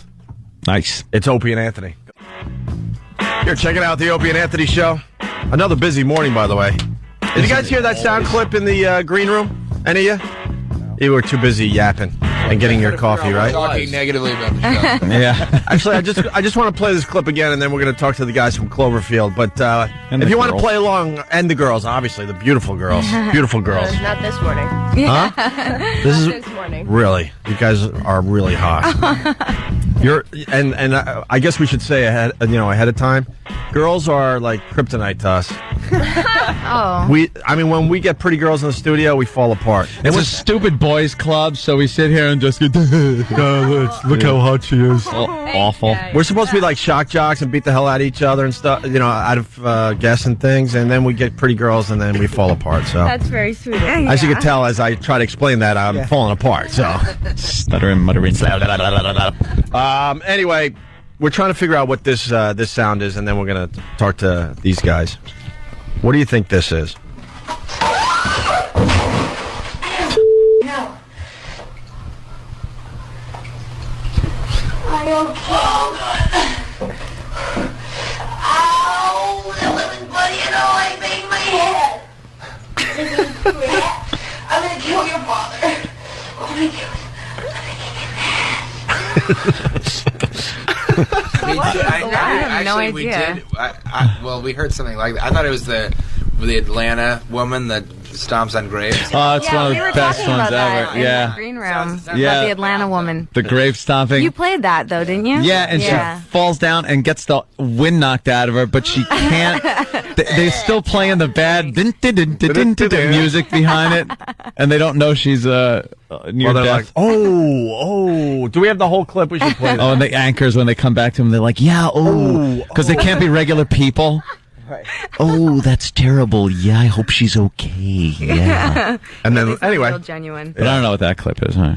I have no idea. Right. We got the gang from Cloverfield in studio. You're not going to tell us? Yeah, after the interview or whatever, as we go to break. We'll talk about it. Yeah, so most of us saw Cloverfield in the studio, and we all loved it. Yeah, that's great. Yeah, we're happy. We all loved it. I wasn't a fan of the shaky camera work. Who was behind the camera? That was me. Oh boy, do I want to slap you. That's great. My goal was to make people have a visceral reaction to the situation of a large attack on New York and have motion sickness. You got motion sickness. Oh, did he? Yeah. Good. So if those two things happen, then I feel like I did my job. Right, exactly. Now, I've been thinking about it ever since I saw the movie that J. Abrams and the rest of the gang behind this movie, they were very aware that the shaky camera work would affect some people. But I think that's also part of the experience.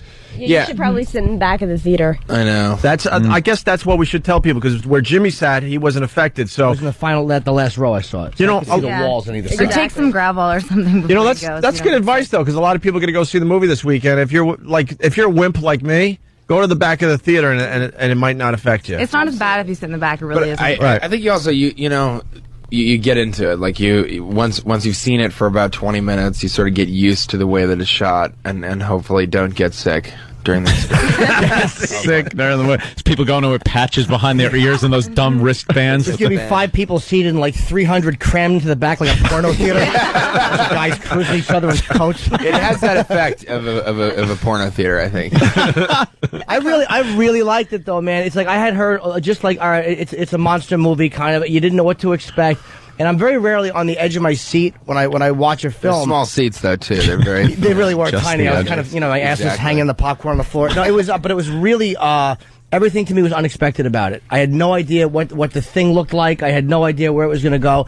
And we're obviously not going to give away the ending, but let's just say it wasn't a typical Hollywood thing. So it was really, really interesting film. The whole movie's not typical Hollywood. You guys want to explain the basic premise of Cloverfield? Somebody, just to get everyone on board? Yeah, it's about a group of friends who are throwing a going-away party for a buddy of theirs who's going to Japan, and then some shit goes down. Whoa, hey. Oh, whoops. Or that. Oh, yeah, okay. It's okay. Hey, good morning, can't say Japan. Good morning, New York City. Sorry. That's all right. So don't say it again. We just got the delay. So, wait a minute. Group of friends. So basically, there's a going-away party. Yeah, there's a going-away party. There's an explosion in Manhattan. We don't know what's going on, and you're following this group of friends as they go through the city trying to survive this night. So it's, this kind of survivor movie. And what you talk about, I mean, it is it's an experience, I think, more than maybe a lot of movies, first-hand experience to go through the movie. And what we try to do while making it is you just really stay true to the idea that is a character holding the camera. He is there with it. So, as much as we want to tell the story of what the movie is, you can't too conveniently catch the moments, and it has to feel like he's really there. He's whipping his head to see what you're seeing. And they didn't have to cheat as much as you'd think to get that video camera feeling, which I loved. Because it's a movie, so you still have to explain exactly what's going on and what happens, and you have to show footage. But it really did feel like a guy is videotaping, which I thought was brilliant the way that was shot. Whoever the director of photography was brilliant. A guy really was videotaping, because I shot about a third of the film. I actually held the camera throughout it. Oh, really? Yeah. I think we all did. At one point. Yeah, it was a really, we try to convey that, and we did it really realistically. And they were strongly saying, sometimes I do shots, and at the end of it, the director would come up and go, it looked too good. It needs to be worse. That wouldn't look like that if you were spinning around and trying to catch something that just happened, yeah. We try to make it look as real as we can. It's amazing how much, I don't know why this movie has this really weird buzz around it. Like, you don't hear as much about a movie before it comes out like this one. It's like, I just remember driving on 10th Avenue and seeing it. It's a great marketing. The poster for it is really great. So it immediately makes you want to know, why is the Statue of Liberty headless? You know, that's what the what the poster is, where she's a mess or whatever she is. And it's like, it's really, really well marketed. And I was interested in this movie before I'd ever seen a commercial for it, just because of like the guerrilla marketing. Yeah, there was some kind of like hype behind it before it came out, and I read something that was really horrible that thank God didn't, come to fruition for you guys. It was like the hype, is this the next Snakes on a Plane? Oh, yeah. And I was like, we tried for that. Yeah, you tried. Originally, there were snakes attacking New York. It just didn't fit, and we couldn't get Samuel L. Jackson to say, I want to get these mother... No. I mean, we didn't. I think that was what all of us were worried about. Is that there's so much hype surrounding it, and there's so many people on the internet talking about it, asking about it. But when you finally see the movie, I think it lives up to the hype, and it's different. It's different than, I think, even the trailer makes you think you're going to see this huge action film, and it is, but it isn't at all. It's not. It's not that movie where the president is like, we got to figure out a way to take this thing down. Where's it from? Get the military. Like, no, that doesn't come into play. It's much more about these 6 characters and how they deal with the craziest event you could imagine happening. There was a great sense of isolation in the movie, which it was like, or panic, which I like, because most movies, again, maybe when they're shot like typical movies, don't give you that. But there's like a thing where you go up to like Columbus Circle, and it was just creepy. It was just a creepy, because I live right by there, and it was like, ugh. It was just a really nice effect to have, which most movies don't give you when they're shot. That's because we had no clue what was happening as we were doing it. So, I mean, it was... What was the script like? Were you guys totally scripted? They didn't tell you a lot? Or we improv'd so much of the film. We ripped a bunch of stuff, and none of us saw the script before we signed on. So we didn't, because it was so secretive. Literally 5 days before we started filming is when we finally got to read a script. And, I mean, the trailer was shot before the trailer came out in front of Transformers that everyone saw. We were maybe 2 days into the actual filming of the movie at that point. Wow. Right, and so we had just found out who we were playing. And that trailer came out before the script had been finished. Yeah. So it was very much the whole concept of this movie and the marketing campaign was at the outset they had that idea. And then when figuring out the movie was kind of happening on the fly in a lot of ways. It really was. And we didn't, we had no idea what, it was a totally different approach to make, to shoot a teaser before you shoot the film. That never happens. And so it was it was exciting, and it was strange to find out that I wasn't going to be on camera at all. That was exciting. But when you were, it paid off nicely, though. There was a few really... That's right, yeah. Really great You really shots. cherish those 2.5 minutes. I think you really Take it all in, right? Yeah, take all of it. That's all I got. That's all I want to give you. All of you are pretty much just were kind of fighting your way up the ranks and trying to get gigs and stuff, and which is kind of great that they didn't get any quote unquote really big names for it, because then it's like an ensemble cast. You're not concentrating just on one person.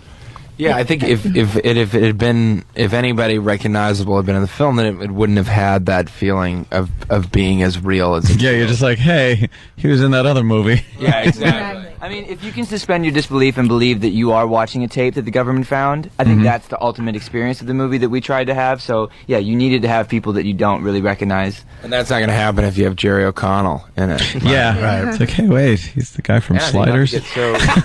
Great reference. Sliders. The subway tunnel scene. Wow. That was intense, right? That was really, really good. And it came in at, like, relatively speaking, pretty low budget for a movie of that scope. You're wrecking New York. Really? I mean, that kind of takes a lot of money these days. $25 million, she said, for the whole movie. $25 million. That was That's it. Opie's got that in his pocket right now. It pretty much all went to the special effects, I think. Yeah, I would guess. If we didn't have any special effects, didn't go to the cast. No. If we didn't have special effects, we could have made it for like $2 million, probably. They were good. The effects were really good. Those are the guys that really made that film, is the visual effects guys. I mean, so much of it was done. You'd step on the set. I mean, like the Brooklyn Bridge stuff. They made 100-foot section of the walking path on the Brooklyn Bridge, and then it was just wrapped in a green screen. And they literally went in hours beforehand and put little tiny orange X's all over the place, because you have one camera that's whipping all over God's green earth, and there's no way of having a perspective as to where you are. And so they used those things to tell where they were when they laid in New York behind it. And it came, I mean, I was amazed at how flawlessly. When you see it and you've spent all this time working in these weird studios and stuff, you're like, this is the movie I'm in? This is crazy. And when you're shooting these scenes like in the subway with a special effects scene partner, let's just say, you feel like a moron. You know what I mean? Flashing around or doing whatever. But what I found is like, the bigger you go, you're giving a gift to the animator. Because then they can really use that. But on the day, you feel so you just got to act your way through that. You got to. And then they added then they added that other stuff in afterwards, obviously. You're fighting nothing in real life. Right. Obviously. Yeah, we were discussing that. It didn't seem like you guys were on a soundstage at all in this movie. That's so crazy. I mean, were you on location in New York for some of the big We scenes? only shot about a week and a half in New York. Wow. That's it. You can't tell, though. They did such a good job at filling in New York, the special effects people, because it's unbelievable. We shot a lot on soundstage, more than you would think. We had a lot. I mean, a lot of it that you see and looks like New York was all done in Los Angeles. I mean, it looks great. Michael's right. It was as much of a surprise for us to see the film, I think, as a lot of people who've never seen it before, because it just looks, it's got the quality special effects of something like Transformers, but it's completely different. Was it a bunch of young geeky like special effects guys, or they're all hot girls? All hot girls. Cool. Yeah. Just naked, like they cut up cocaine. They're all just nude in a room with gloves on. Topless with gloves, doing cocaine and creating giant special effects. Because I've seen like people that are just amateurs that do amazing work. And you can see it online, and it seems like that's the thing to do these days, to get some young hot shots that know how to work some of these programs, and they do amazing stuff. I mean, they definitely knew how to work the programs. Yeah. I mean, it was great. It's in a room, and lock them in a room for 6 months. I mean, the turnaround on this was insane. Right? For these guys, I mean, so they were. It would take years for a big budget movie to pop out special effects like that. I think what we're saying is we just, the movie was done in a weekend. That's how much Paramount cared. Hey, there you go. Hey, why Cloverfield? By the way, you're sitting here and it's just up on the TV. Just showing it. One of the cast members was on that this morning. Would you say why Cloverfield? Cool. Yeah, because obviously that has not much to do with the actual movie. Well, yeah, they bounced around. We had all these secretive names while we were filming so that nobody would know. JJ was very secretive about it, coming from... He wanted to control the info coming out, obviously. Exactly. And so that was, for a while it was called Cheese, and then it was called Chocolate Outrage. Outrage, yeah. Chocolate Outrage? Yeah. Chocolate. I wish they would have gone with Chocolate Outrage. In some ways. Yeah, John Singleton film. But yeah, I mean, they kind of finally they settled on Cloverfield, which was one of these code names, and it has something to do with the film. Once you see the opening of the film, you see how it relates to it. Right. But they actually, I don't care. They were gonna call it Monstrous. That was an idea for it, and they printed 10,000 posters that said "monstrous" on it, and the internet, like the geek mafia, went crazy. They're like, "This has got to be fake." They had our backs on that one, They really did, and so they changed the name, and they didn't know what to do with these posters, so they printed out like 10,000 more that said like. Terrifying. Terrifying. Like it was all adjectives. Really scary. Like, worth seeing. Monstrous. It's like the name of an HBO documentary on obesity. Morbid obesity.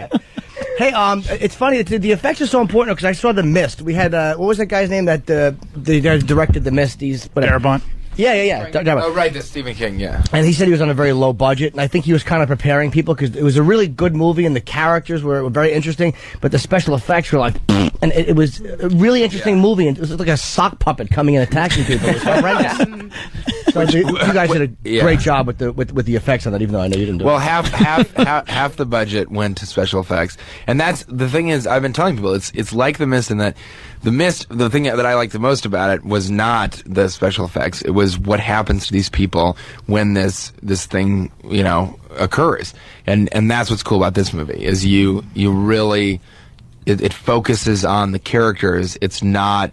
the special effects and all that, they're great, but that's not the focus of the film. Yeah, the characters were really interesting people. It was like there were certain things that were shot like at a party. Let's just say there's an argument between two people who slept together, and the way it was shot, you get that information though in a way that, like, just a jackass filming at a party. Oh yeah, give of you course. That information. We've all been at that party. I am that jackass. Right. Yeah. Hey, is there any talk about a sequel?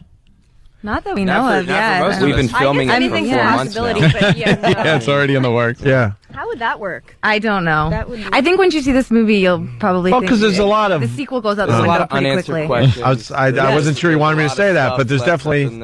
I figured there could be a way to kind of like make another movie that maybe answers some of these questions, and maybe they go a completely different direction. Right. Actually, film an actual Hollywood quote movie with the same concept, using the tape that we see in this movie. Or a musical. Make it a musical. I think they're taking the cast from American Pie 2. The monsters singing and fun, What's Hollywood.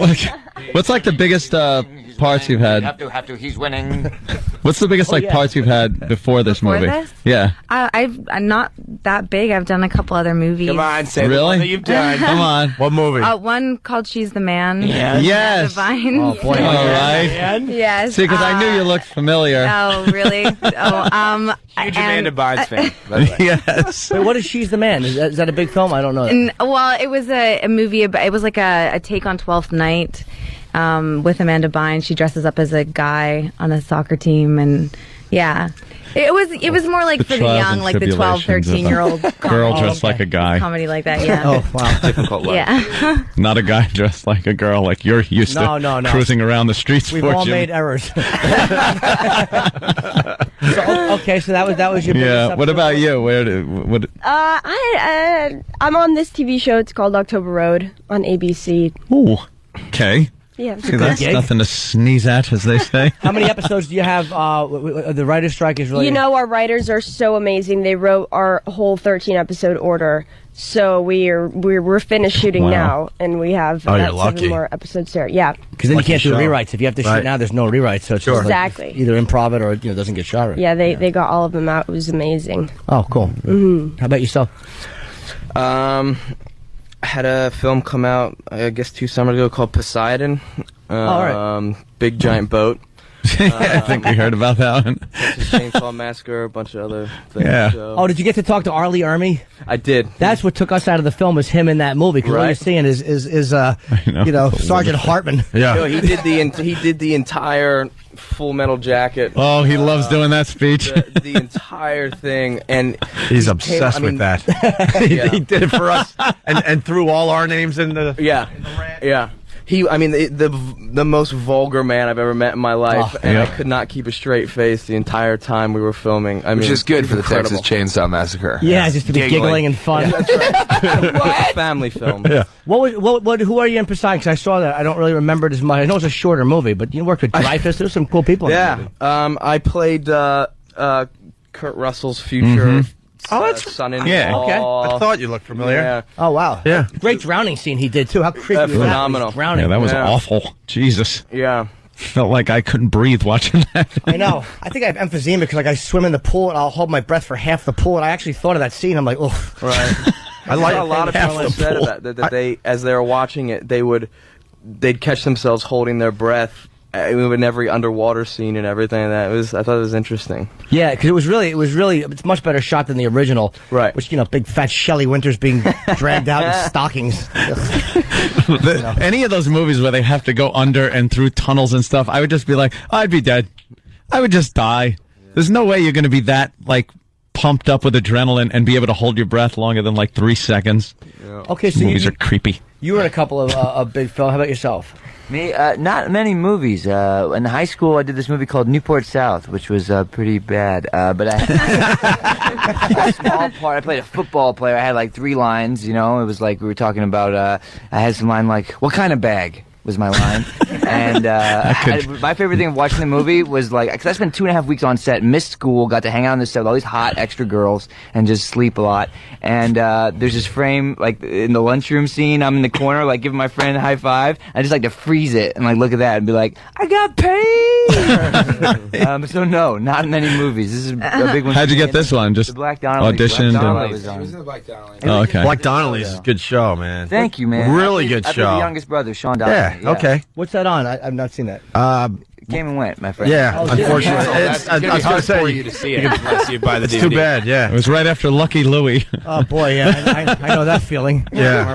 I was going to say, you can get it on DVD. Yeah, I'm a pop culture zilch, though. I don't know pop culture very well at all. And I know I was reading a lot of the bios. I know you did improv. Yeah, I did. I was Second City, and I came out to Los Angeles for I'm on Carpoolers, which is on ABC. Another Jerry situation. Miner's a buddy of mine. He's hilarious, and that's another situation where we had 13 episodes, and the writer's strike kind of froze us up. But that's on right now on Tuesdays on ABC, and that was it. You know, I did a lot of stand up and improv, and I auditioned for this. When I auditioned for it, they had this like really heartfelt monologue, you know, about this guy and how his father, used to keep a diary in the military and all this stuff. And I finished, and the casting director was like, that was really good. It was also not the right sides for you to do. So we're going to get you the right stuff. But they wanted a sort of a comedic perspective to be one of the characters, and that's what I try and bring. You guys are going to be recognized starting tomorrow, man. They are. I'll have. I know that voiceover job. That's got to piss you off a little bit. I got to get it. I'm looking to get an all-state campaign. You've got a lot of. Recognize you, TJ? Oh yeah, I want to. I was joking that if this movie's huge, these people are all going to get recognized, but I'll have to be in a bank asking for change, and if I get the wrong change, I got to be, oh my god, oh my god, and then people will be like, oh, that's that guy. That's got to suck in a way. I mean, this movie's going to be huge. These guys are all definitely going to be recognized, and if you don't know, we said it earlier. He's the guy behind the camera for most of the film. Oh, that sucks. You'll recognize his voice. Yeah, hopefully. Every girl will want to sleep with you. Just yell the line. Yell the line. How creepy would that be? That'd be fantastic. She's like, yo, run.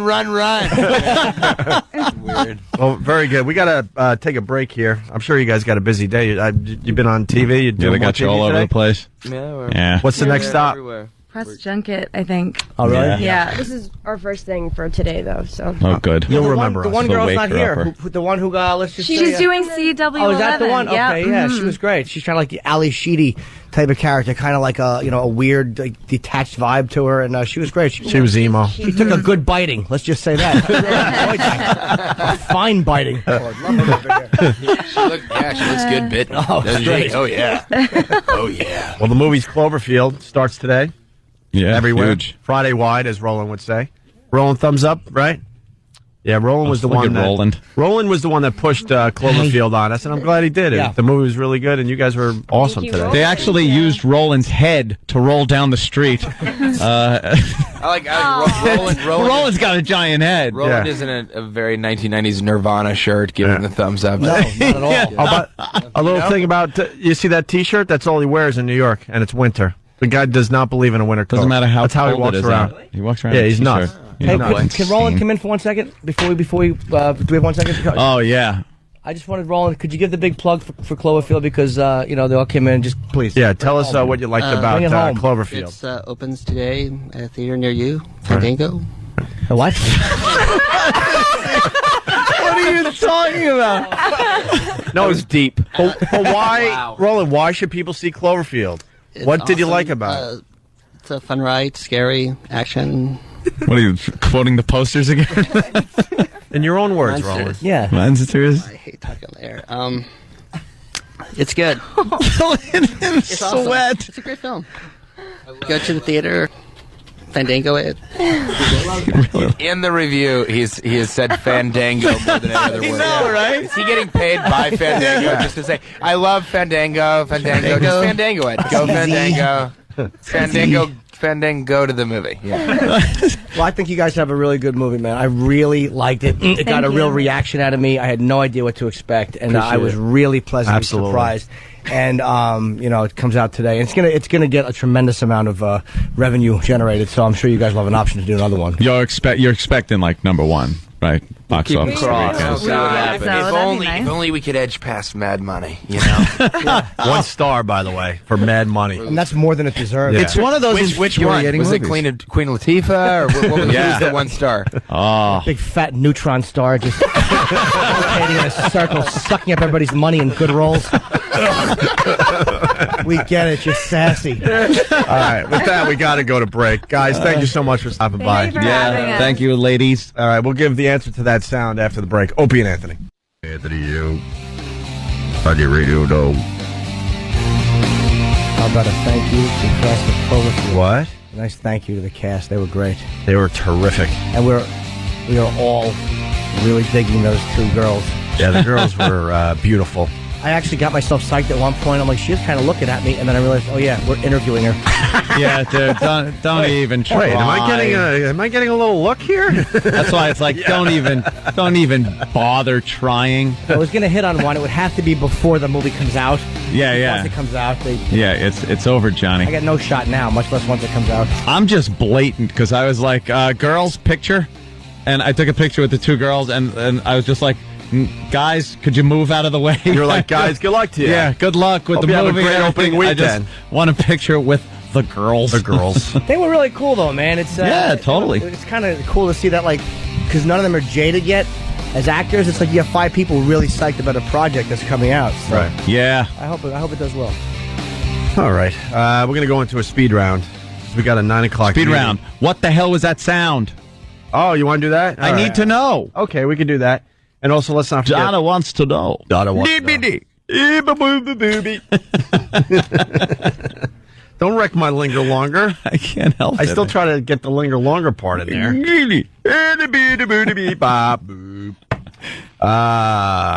What were we gonna do? Oh, a little communique to the XMers. Yeah. We're gonna be doing an XM show today. Yeah. Just be a little patient because we got a little meeting over here. Yeah.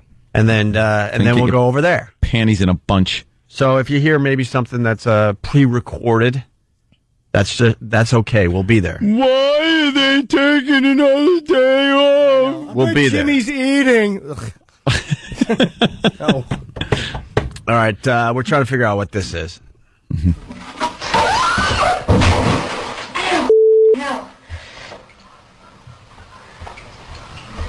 Are you okay? Ow! That wasn't funny at all. I banged my head. Good you crap. I'm gonna kill your father. Oh my God. I'm gonna kick his ass. There you go. This video will be up on onaradio.com later today. Okay? No idea. Really no idea? I can't even fathom what that could be. It sounds like, to me, it sounds like this. 2 retarded people walked in somewhere. There was a joke set up by one of their fathers, and she trips and falls and hits her head, and the retarded people are talking to each other after that. I'm going to kill your father, she said. Yeah. I banged my head. That's like the only thing that can even pop into my head. I know what it was. That he was supposed to fix the toilet seat so it didn't fall on their skulls when they were drinking out of it. That's my guess. Even better. That's it. It's a husband. Who hid something. He what? He hid something. He hid something. Yes. I thought you said he hit something. He hid something. Yes. Causing this reaction. He Did hid. it fall on them? Or was it hid something that they were supposed to find or that they weren't supposed to find? Well, I guess it's just time to give the answer, Jimmy. Oh, I know. Because that will give away too much. Guessing games are fun. I know, but we have nowhere else to go with this, so let's just give the answer and move on. Warmer, colder. Remember you'd look for Easter eggs and there'd be one in Dad's slipper? Yeah. I know. One in the light. And one is in his underpants. Yes. One behind the radiator. And I was such a bad Easter egg hunter, my parents would both look up at the light. Oh, they had to help you? Or little Jimmy. I know. Dumbest 18-year-old ever. Get it, folks? I had on bunny ears. All right. Husband hides scary mask under toilet seat. Oh, my God. That was a good guess by me. Wife lifts up toilet seat and gets so scared, she falls backwards into the tub and slams her head on the ceramic soap dish. Okay. No. Are you okay? Ow! That wasn't funny at all. I banged my head. You thinking crap? I'm gonna kill your father. Oh my God. I'm gonna kick his ass. Kick his ass. Kick his ass. I'm gonna kick his ass. We'll link that video on ondaradio.com later today. But we got to thank our friends at break.com. It's on their front page if you don't want to wait. Unbelievable. It's a video. Yeah, isn't that great? Oh, my God. Especially since you know what it was. Yeah. I got to see the video now. Isn't it amazing how easily, because I got to start recording my girlfriend if we get back together. Ooh, that means there's a possibility. Yeah, I hope so. I don't know. But, like, I scare her so often. Like, what I do is I just stand there, and I silently stand there in a pose, and she's the worst. Like, she'll just walk out, and she screams every time I get You don't even have to move. No, I'm still. I'm always still. But that's scary. And, like, when she's in my living room on her computer, I'll crawl out, and sometimes my knees crink and give me away. But when I'm really quiet, and I'll just kind of peek around the couch with my mouth open, like, Oh, God, that's so scary. And then she'll turn and just see me, like, with dead man face. Dead man face. And she's like, ah! And I'm like, I gotta start taping her.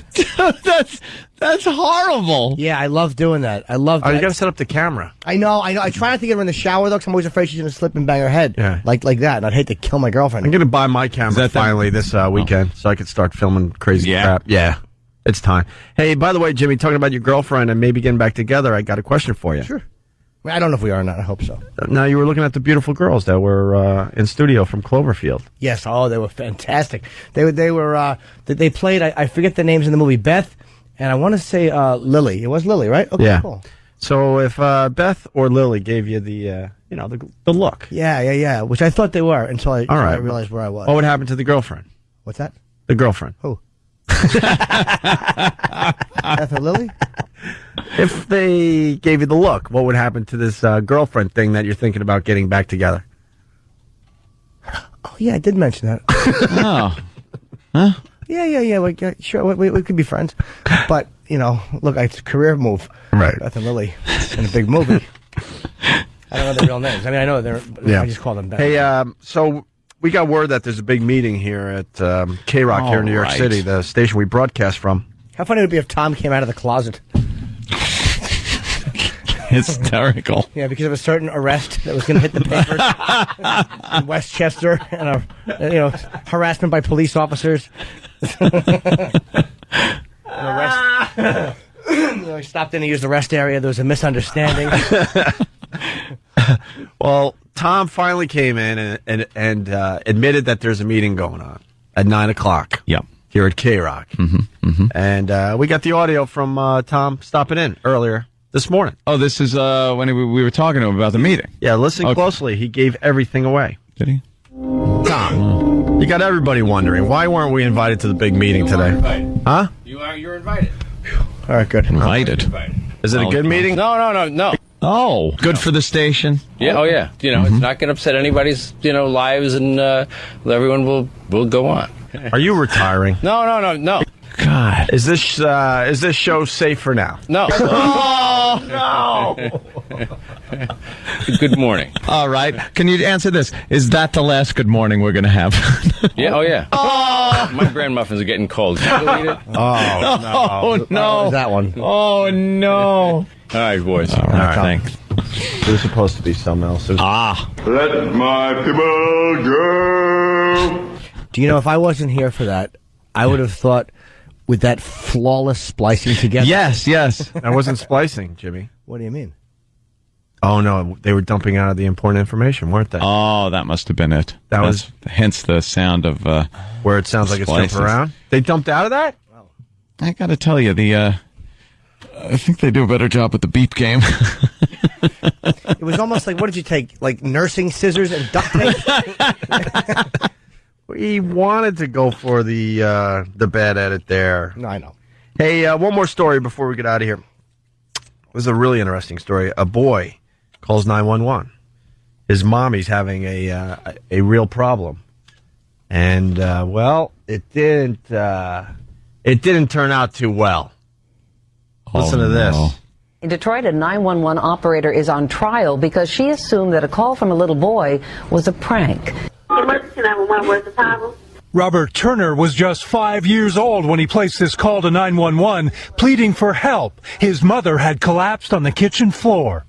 My mom has cancer.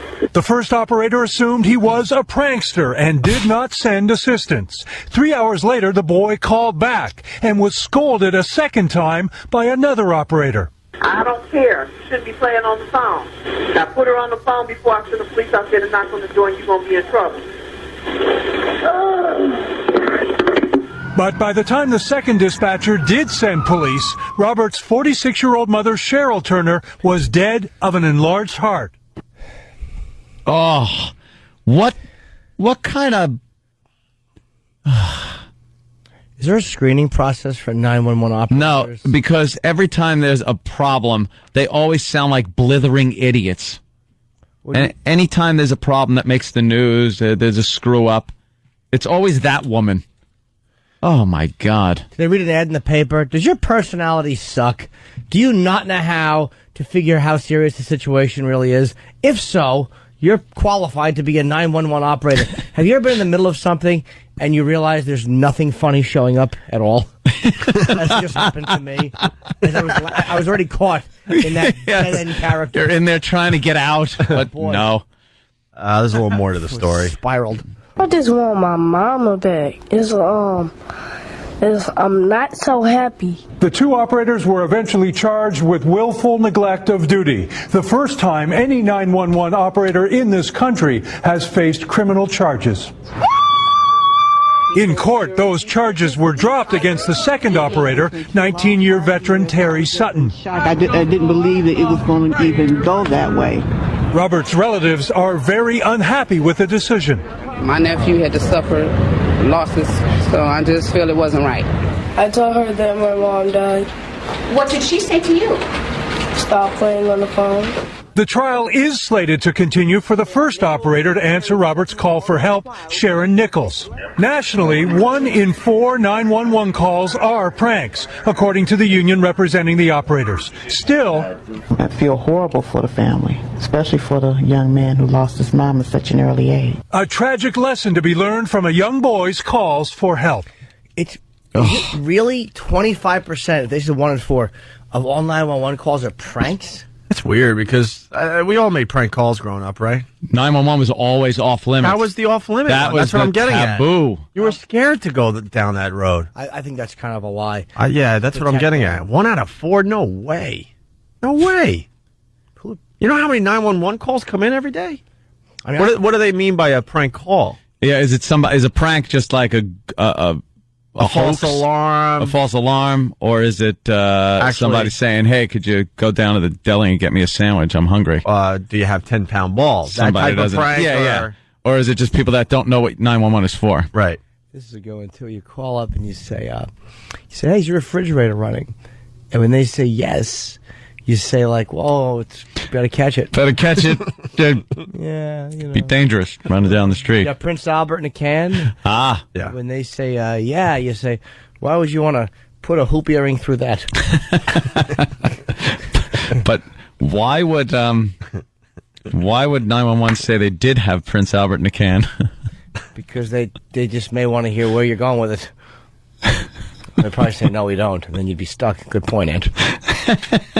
It's okay. 911, what's your emergency? Do you got Prince Albert in a can? No. Then don't let him out. Do you know somebody who does? Yeah. And their number and contact information. I don't know why when the first 911 character bombed, I decided to just reinvent it. 5 minutes later. Why not? Bring it back to life. Hey, we're going to try to get this in, too. We've been sitting on this for a while. We got David Lee Roth audio. Oh, yes. His vocals isolated when he was trying to do what? Running with the Devil in studio? Was it Running with the Devil? Yeah. I believe? Yes. This is actual audio of David Lee Roth. Mm-hmm. That I guess wasn't used on the song. I don't know. It could have been used on the song. Been? Yeah, it's just the raw tracks. Okay, David Lee Roth.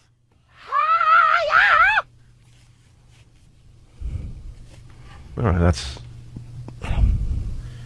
doesn't help the bit. Well, off to a slow start. Yeah. Oh God.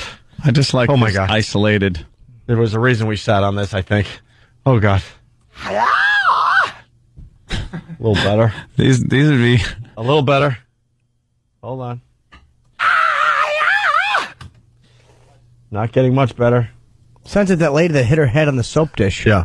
God damn it, baby, no, I ain't lying to you. I'm only going to tell you one time. That's pretty good. That's pretty much what it sounds like with behind the music. Glad we hung in there.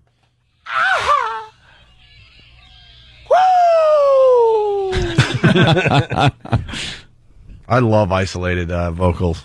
They rock. Uh-huh.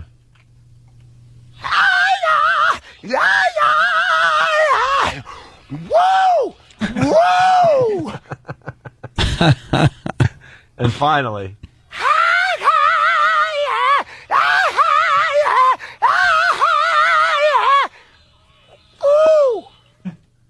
All right, well, that worked. I'm glad. Thanks, Steve. We shouldn't have sat on that. That was yeah.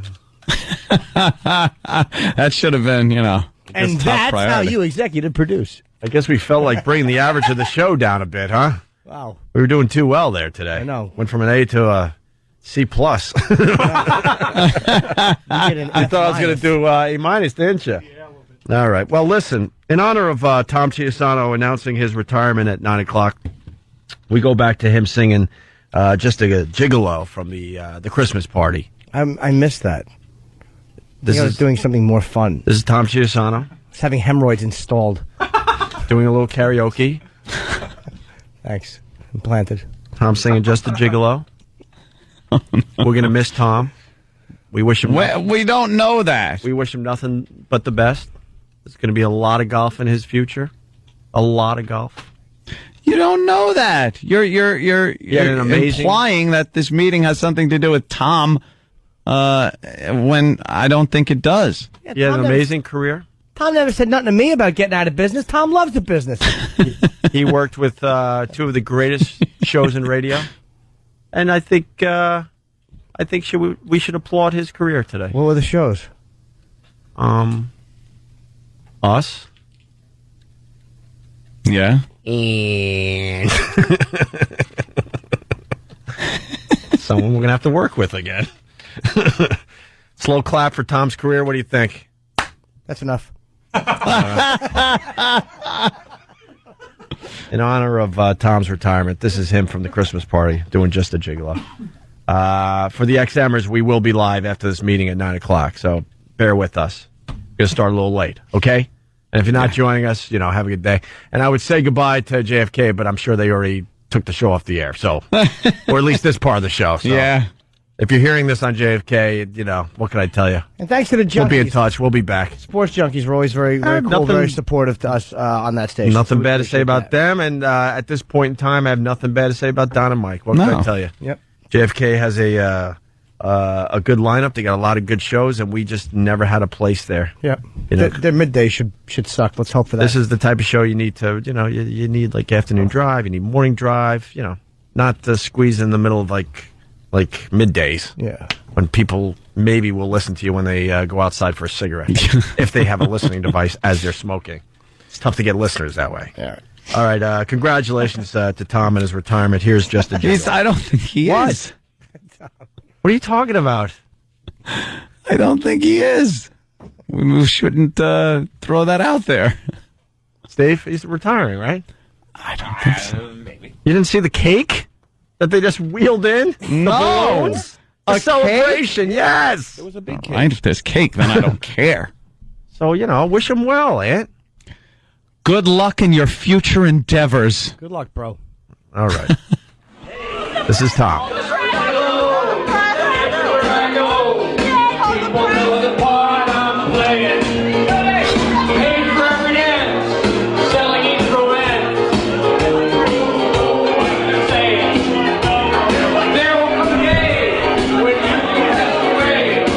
throwing. Well, when they say about me, when the end comes, I know they'll be just a gigolo. Life goes on without me. Just everywhere I go.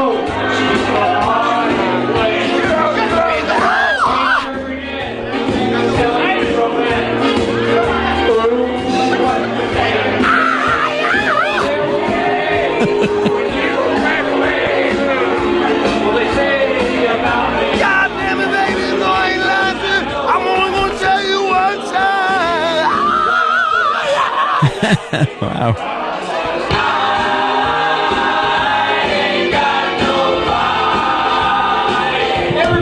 Everybody.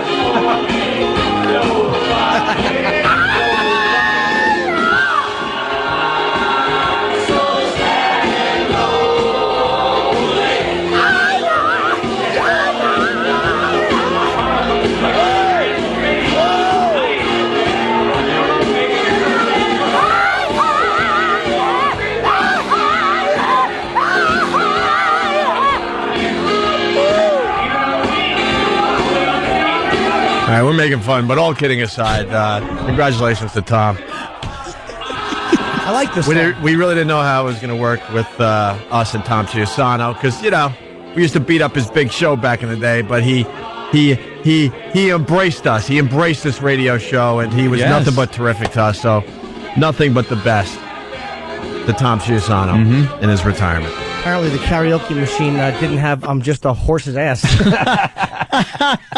Hey, that's not the last thing we should say about Tom. I'm not saying about Tom. Oh, all right. I happen to like Tom very much. Okay. Wish him well, Jimmy. Well, he knows how I feel. Yeah. No. Oh. Good luck, Tom. Good luck, Tom. We like you a lot. Good luck, Tom. Good luck, Tom. We may not have. Sorry, Tom. You're out. All right, guys. But that could help. A moment of silence for Tom's career before we Can you take say a something break. nice about Tom, though? I feel I bad. said a lot of nice things. You Yeah, I say did. something nice. We're going to do the dramatic pause nice for Tom's career before we hit the break here. So say something nice. Then, like TV, it's going to be dramatic darkness for a little bit. Okay. That's in honor of Tom. And then we're going to go to break. That's what we do. So, Jimmy, you're talking for the show. Tommy, huh? No. I like it. No? He deserves a little more than that. All right, Tom. You had to deal with David Lee Roth. Give him something. All right. Give him something from the heart, Jimmy. Tom, you stood up there at the plate. You swung at pitch after pitch. Oh, there was a point in the 90s where it was grand slam after grand slam. And then the big hitter moved on. And then it was a bunch of foul outs. And I think we doubled. That's nice. Tom, I'm sorry that Howard didn't want to bring you with him. And you were stuck with David Lee Roth. And then, of course, us. But I think we made the best of it, didn't we? I think so. Didn't we, Tom? All right, dead air now in honor of Tom? Yeah. You got something in? Tom, it's been fantastic working with you. We got off to a rocky start years ago when we sat in your office after we decided we wanted to come to do afternoons at K-Rock, and you pretty much told us, get the F out of my office. Yeah, Howard doesn't there's want no you here. chance in hell of you working at this station. So we had to take a crappy job at WNEW and work at that loser station for many years. But coming back over here, we forged a friendship. Yeah. Can I go back to what you said, though? Oh, sure. We know that you know that Howard was in charge and he didn't want us on the same Well, of course. radio station. You'll know that. But what, Let's finally acknowledge it's time that. to bury the hatchet. Now that this is your last day in the business. It's time to bury the hatchet. Are we ready about for the old dead air? things like that. Tom, yes. It's been great working with you, and good luck once you get your braces off. All right, we're going to have dramatic dead air for 5 seconds, so bear with us. Don't change the channel. That'll be for Tom, our pal, our friend. Okay? What? Can I do something in honor of Tom? What? Can I do something in honor of Tom? Yeah. All right, how about 5 seconds of snoring in honor of Tom instead of the dead air? Okay. All right, this is for you, Tom.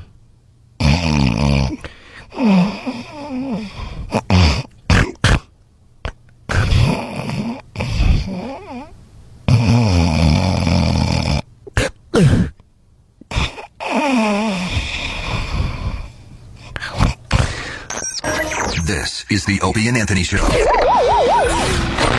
virus is spreading. Opie and Anthony.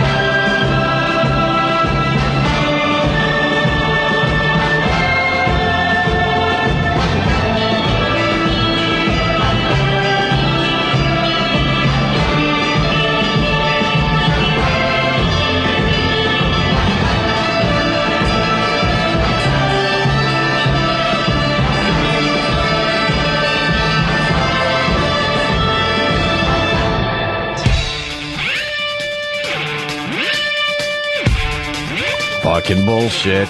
Bullshit, bullshit, bullshit, bullshit, bullshit, bullshit, bullshit. No prob. Hi, Opie and Anthony live at XM Satellite Radio. We had a little meeting at the other place that we broadcast from. A huge meeting, actually, in a conference room. Yeah, we walked in. There was everyone from the station. And everyone from our station in New York, K-Rock, 92.3 K-Rock. And it needs to be known that the last ratings book, we did very well. Extremely well in the ratings. Number one in our demo, men 18 to 49. But the rest of the station sucks dick. And with that, they are changing formats. And, well, this will make a lot of people happy out there. Well, there's no way to say it. They're going country. Yep. Opie, I'm in shock. Because I don't know how the fuck that's going to work for us. I don't know how it affects us. We won't have to play any music. It's going to be the same thing. You know, we're going to be a talk show. Right. But the personalities later in the day, the music, it's going to be country. And we have no clue how we're going to interact with that or promote this show during the rest of the show or promote the rest of the station during our show because it's just so out there. It doesn't jibe. In the radio world, well, the New York radio world, New York radio message board especially, they argue about a country station in New York and if it could possibly work. Yeah. Well, they're going to give it a shot. Yep. They figured... And there was no one in the meeting that could give us any answers to our questions. So we'll have to sit and wait. And they did that. It's still, up in the air as far as details go on, blah, blah, blah, blah, blah. And we're like, well, how does this affect us? Right. But they know best, Opie. They know best. They said after our show Monday that we're sitting down and talking to some people, so we'll see what that fucking means. On Monday. I guess that, we kind of like having relevant band members in there. Now, what are we going to have to interview country stars? Because the rest of the radio's audience isn't going to want to hear us, maybe talking to Lars or something. Right. We're fucked. Going to have to brush up on our country. We're fucked. I don't know anything about country music. Well, I know a lot of people are wondering what the meeting was about. That's what it was about. That's all we know. Yeah. And I guess we'll find out more after Monday's show. Hop along, Howie, someone's writing. Yeah, that's definitely the... Believe me, that popped into my mind when I heard it. Like, oh, we're going to have to wear the hat. Well, that's why when Tom came in today, I was joking about the cowboy hats and stuff, but I really wasn't. Because I've heard some rumblings. Yeah. That they were thinking of changing formats, and I'm like, well, what the fuck could they try next? They've tried the talk. They brought back K-Rock, and it didn't work too well. And I'm like, well, the Spanish stations, there's too many of those already. So I threw the country angle in there because I'm like, come on, you're not going to try the dumb country thing. Little foreshadowing on my part. Yeah. That's exactly what's happening. Well, we'll see. We'll get more details Monday, but that's where we stand right now. And Frank the trucker saying country will help. Maybe will you. Maybe you and your musical preference. If I was a betting man, I would say that we're going to be moved to another station because I can't. You think? How the fuck would that... Fresh? Yeah. Well, that's the problem. What other station? Yeah. So we'll find out more on Monday, I'm sure. And we'll let you know what the fuck's going on. But moving on to something really cool. T.J. Miller, who plays HUD in Cloverfield, just blew off all his interviews to hang with us. Fuck him. Right, exactly. Yeah. I heard you can curse on this show, so I said, fuck it. It is. It's the curse show. We had the cast of Cloverfield come in for the other side of the show. And I got this feeling when we were talking to you. I'm like, I think this guy wants to hang with us today. He doesn't want to deal with a press junket. And I'm like, I think he's going to come back. I think he's going to come next time. So what happened? You guys were at the Essex House doing a press junket? Yeah, we are. We're going to. We're going to go over there. There's like a lot of press from 12 to 5. The thing is, the movie was so secretive. And so at the outset, we haven't done any press. Yeah. So just today, they're going to have us do everything at once. Right. But that was the big thing, was nobody was allowed to talk about the film. I remember when I first got in it, they said, you can't tell anybody you're in this movie. You can't tell anybody what it's about. And I got drunk at a bar and talked to somebody that worked on the trailer but not on the film, and it got back to Paramount, and they called, hey, what's up? Holy shit. Hey, the teaser looks good. We just wanted to talk to you about some of your habits in the public, and one of those would be getting shit-faced and talking about the movie, and that's not okay, and we need to let you know that. So they were really, really kind of watchdogs in that sense with the secrecy of the film. So that's why we're doing a huge push today. Wow. And we fell in love, obviously, with the two girls, as I'm sure you guys had. Hot, very attractive. Yeah. Did nice they talk women. about us after you guys left? A couple of them, right? They were putting Opie and Anthony and Jim, and then their last names. They're sort of writing those over and over and putting hearts next to it. And so I think you guys really scored in that sense. We're in. How did Opie do in that? Opie and is Opie Eustman?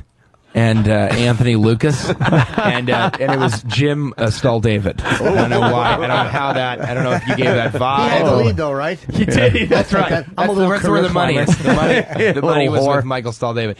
Yeah. I mean, those. It was crazy. I'm a huge Lizzie Kaplan fan, and she wasn't on the show because I guess she was doing the CW. Yeah, we saw her on the CW after you guys She left. was very good in the movie, though, man. She was fucking. Yeah, good. I think she's great, and she's super, super funny. She was in Mean Girls, and I'm doing a project coming up with her. Right, I don't want to admit that I saw that movie, but Mean Girls. No, it was I thought it was a good movie, right? All right, Dan, get on mic. It was a good movie, right? Yeah, it was a good, right? It was almost a chick flick. I think it went to chick flick. I don't think it was even almost, but yeah, she's awesome in that. She's really, I think, really good in the movie. Is she a goer? How do you mean? She goes all the, yeah. Yeah, I think she. Did anybody hook up in the movie?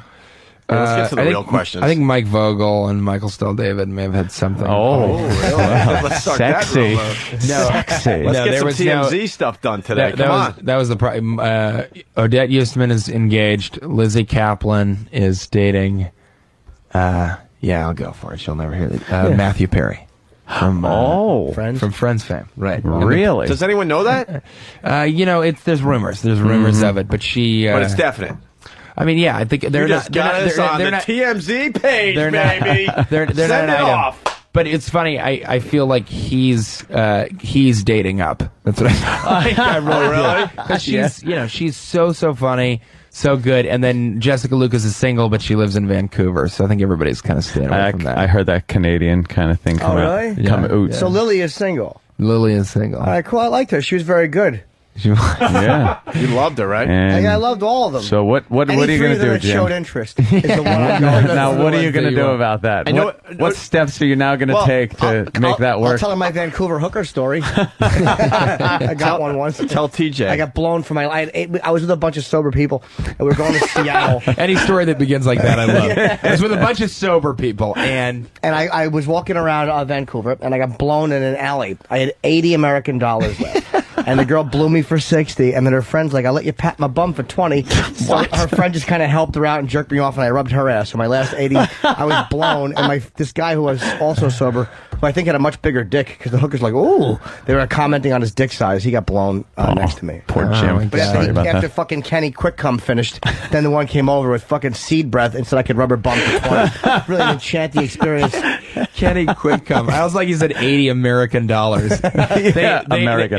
It was going to be 100 Canadian, but because you had the 80 American dollars, you got jerked off in an hour. Yeah. Now I got a problem with TJ. Why? He just gave us some top secret info, right? Yeah. Yeah. It's on the front page of TMZ. We were hoping for a scoop. Matthew Perry's student body hookup. Oh, look at that. Oh, my wow, God. news travels fast. Wow, I guess they listened to the show. Jesus. They had the picture already and everything. It's at the top of the Here, page. let me see. Can I see it? You know what? That's It's a funny. small website. No one's going to see it there. That's not funny. even. It's the front page. Is he much older than her? I would say yes. Yeah, there you go. So someone else is blabbing today. But it's amazing how, like... When was that? It's like, when was that? No, it was, what is it? Damn it. Yeah. It's supposed to be a secret. So she's engaged, huh? What's her name? Odette Eustman. Odette Yeah. Eustman, right? She's Latin, right? She is. She's engaged to Trevor. Yeah, she thinks she's half Cuban. An actor who he was on the George Lopez show and MXP, Most Extreme Primate. You guys seen that? It's about a snowboarding monkey. Get into it. I think you guys have all. Everybody, yeah. Sure. Wait, what's the show? He was in a movie called MXP, Most Extreme Primate. But he's a really good guy. It actually was one of the best things about the George Lopez show. Right. Is he like a really handsome LA actor, though? Yeah, super. And he has a faux hawk. You guys look a little bit alike. I have no shot with a chick dating a guy like that. Could you do a faux hawk? Yeah, I'll do it now. Get fucking get clippers. You can cut it now. All right, good. Get the. But it's not shaved. Just shaved down, not to skin on the side. I want it to be close to skin though, and then I'll just leave the fucking middle. I don't. All right, yeah, let's do that. Who could do that today for Jimmy? You want a chick to do it, right? I don't care. Whoever can do it without fucking decapitating me. Yes. Hey, TJ's in. He's kind of bummed out because the New York Times gave Cloverfield a bad review. Now, it's got to be said right off the bat that most of the reviews are really good for this movie. Really TJ. good. USA Today was into it. I mean, it was.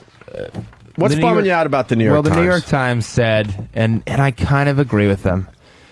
The movie's unbelievable. It's hard to believe. And honestly, they're fucking right. It is. The second that I saw that there was a giant creature attacking New York City, I'm in the movie. I didn't believe it. I felt like it was a movie. I felt like it wasn't really found footage like it's purporting to be. Right. No, but they got really down on it. I luckily, I was described as a dimwit. That's always nice. Which is great. A dimwit. Yeah. Well, you're supposed to be this fucking guy at a party who's filming a monster. I mean, what do they expect? These smarmy jizzbags. Fucking hate the Times. Fuck the Times. Yeah, that's what we're trying to tell TJ. You don't want the Times to like your movie. They suck. They wouldn't fucking print the offensive Islam cartoon because they were afraid of getting bombed by Muslims. Fuck them. Yeah, well, listen. But mostly it's a feature-length gimmick. Right. And the issue is what I love is the New York Times, which purports to be this amazing, edgy, highbrow critical paper. It calls this movie a gimmick. Well, it's the first movie to do what it does, so. and that in itself is exciting. That's what I like about the film, is that it's the only movie that has tried to do this, that shoots it like Blair Witch, in this very small scale, and they're spending tons of money on special effects. Yeah. So it's unlike anything that's out there. But it's a gimmick. Yeah, but it's just a gimmick. You know what I mean? It's a 3D movie. Hey, can I ask you something about the movie that we forgot? It's in Sense-O-Round? Is it in Sense-O-Round? Where everything shakes? You can smell it with smell-o-vision. After the movie, we took off, and then I got a text from E-Rock, and he said something happened after the credits. So we want people to stick around for the end of the credits. Stick around for the credits, and that's a J.J. Abrams thing. It's like everything that he does is layered, and there's some weird stuff that happens in the credits. If you look very closely, the last couple shots, there's something that goes on that maybe gives some explanation to the origin of the creature. And I've seen it 4 times, and I still haven't caught everything. Each time I see it, I'm kind of noticing different stuff, and that's JJ's style. I mean, if you watch Lost, if you're a Lost fan, you'll see that in every episode there's stuff that alludes to previous episodes and episodes coming out. That's why a lot of people have said, is there going to be a sequel? People have talked about whether or not there'll be another movie that's shot from a different perspective. That's what I said over there. Right, exactly. That was me. That was you. But that's kind of what he does, and what makes it a cool movie to see twice, because you catch some stuff that you didn't catch. What is whispered after the credits? It's hard to understand. Yeah, I mean, I'm not gonna, you can't say it. Why would he blow it? Spoil it, but I will say it's worth. All right, you should stick around for that, and also really pay attention to the last scene, because everybody, where does it come from? What's the whole thing of the movie is there isn't any. A review that I read that I liked was, we don't cut to the president figuring out where this comes from and what are the, how do we take this thing down? That never happens. So a lot is left unexplained, and I like that. But there, in the end of the movie, there's some clues to exactly where this thing came from. Why? And E-Rock did catch it. That dummy caught it. Why is it only 84 minutes? I would like it to have been like an hour and 35. It's a little short. I mean, I would love to have seen like another 15 minutes of I think it's too intense to go any longer. It also gives a lot of people motion sickness. But it's a crazy movie to watch. And I know and to do 2 hours of it might be a little bit much. And that's when it came in an hour and a half, Paramount said, this is really short for a film, and then they screened it and they said, we don't want it any longer than an hour 45. We don't. The stupid Times really bugs me. It's unbelievable. What do they say in the Times, Jimmy? What have you seen? The guy who's writing it, his name is Manolo Dargis, who obviously understands good films. I mean, they just like a certain type of genre. I would love to know what type of film like this he's given a good review to. That's my thing. As far as the genre goes, there's nothing like it, and I think it's great. It's a great monster movie. It's a great monster movie, and they call it a blunt instrument designed to smash and grab without Freudian complexity or political critique. It's a monster movie. What the fuck did they say about Transformers? It's a large scale version of a cartoon. They're giving you shit about 9/11 too in there. You know what? A lot of people brought that up, and I think actually JJ and Matt said in an interview, they said we're not. This isn't a 9/11 movie. This is a movie about what's in the public state of mind right now, which is that bad things can happen at any time, and people don't know how or why, and how they would. And they said this movie, in a way, can be a kind of a catharsis for that. And that's a high-minded look at a monster film. But I think in some ways it is a movie that talks about the fact that everybody's concerned with the future and what's going to happen and where's this kid going and all this stuff. And then when shit goes down, who matters? What matters? What do you do? And how you deal, and that's what the film is about. So it's not a lot of people say, oh, it's an allegory for 9/11 and the monster's a terrorist and it's Al Qaeda but it's eating people and all that sort of stuff. And to me that doesn't matter. It's about the immediacy of the moment. I didn't think of 9/11 at all. Obviously, just because there was one shot of Lower Manhattan, but to me, a monster. If you're going to attack a city. There's no more visually interesting or compact place than New York. That's why they keep fucking it up in every movie. I disagree with Jimmy. Why? Milwaukee. Yeah, but Milwaukee, the problem is the epicenter of the country, and people couldn't live through a Milwaukee attack. Okay, all right. I mean, what is Milwaukee? It's beer farts and fucking bad mustaches and incest. A monster just kicking incest victims and fucking eating them. But New York is by far the most visually interesting. It's the most interesting city. LA's a big sprawling suburb, really. It's not like a fucking city. The city part of it sucks a dick. Yeah, so it had to be New York. Halfway through, the monster would lean on his knees and go. Yeah, that's right. The monster would have to have a car to get anywhere in fucking Los Angeles. But he's standing on the 10 in traffic looking at his big monster watch. Yeah. But I agree with you. I mean, the movie sat there largely because JJ was trying to redefine what the Godzilla movies were and how we haven't had a movie like this in a long time. And New York is, it's like Tokyo. You gotta set the movie where it's appropriate. Yeah. And I think Manhattan. Know what amazed me about the movie too is when we found out that it was a giant bunny rabbit. I was like, what the? I couldn't believe it. It's like how they pull that off? Eating carrots and dropping little bunny duties.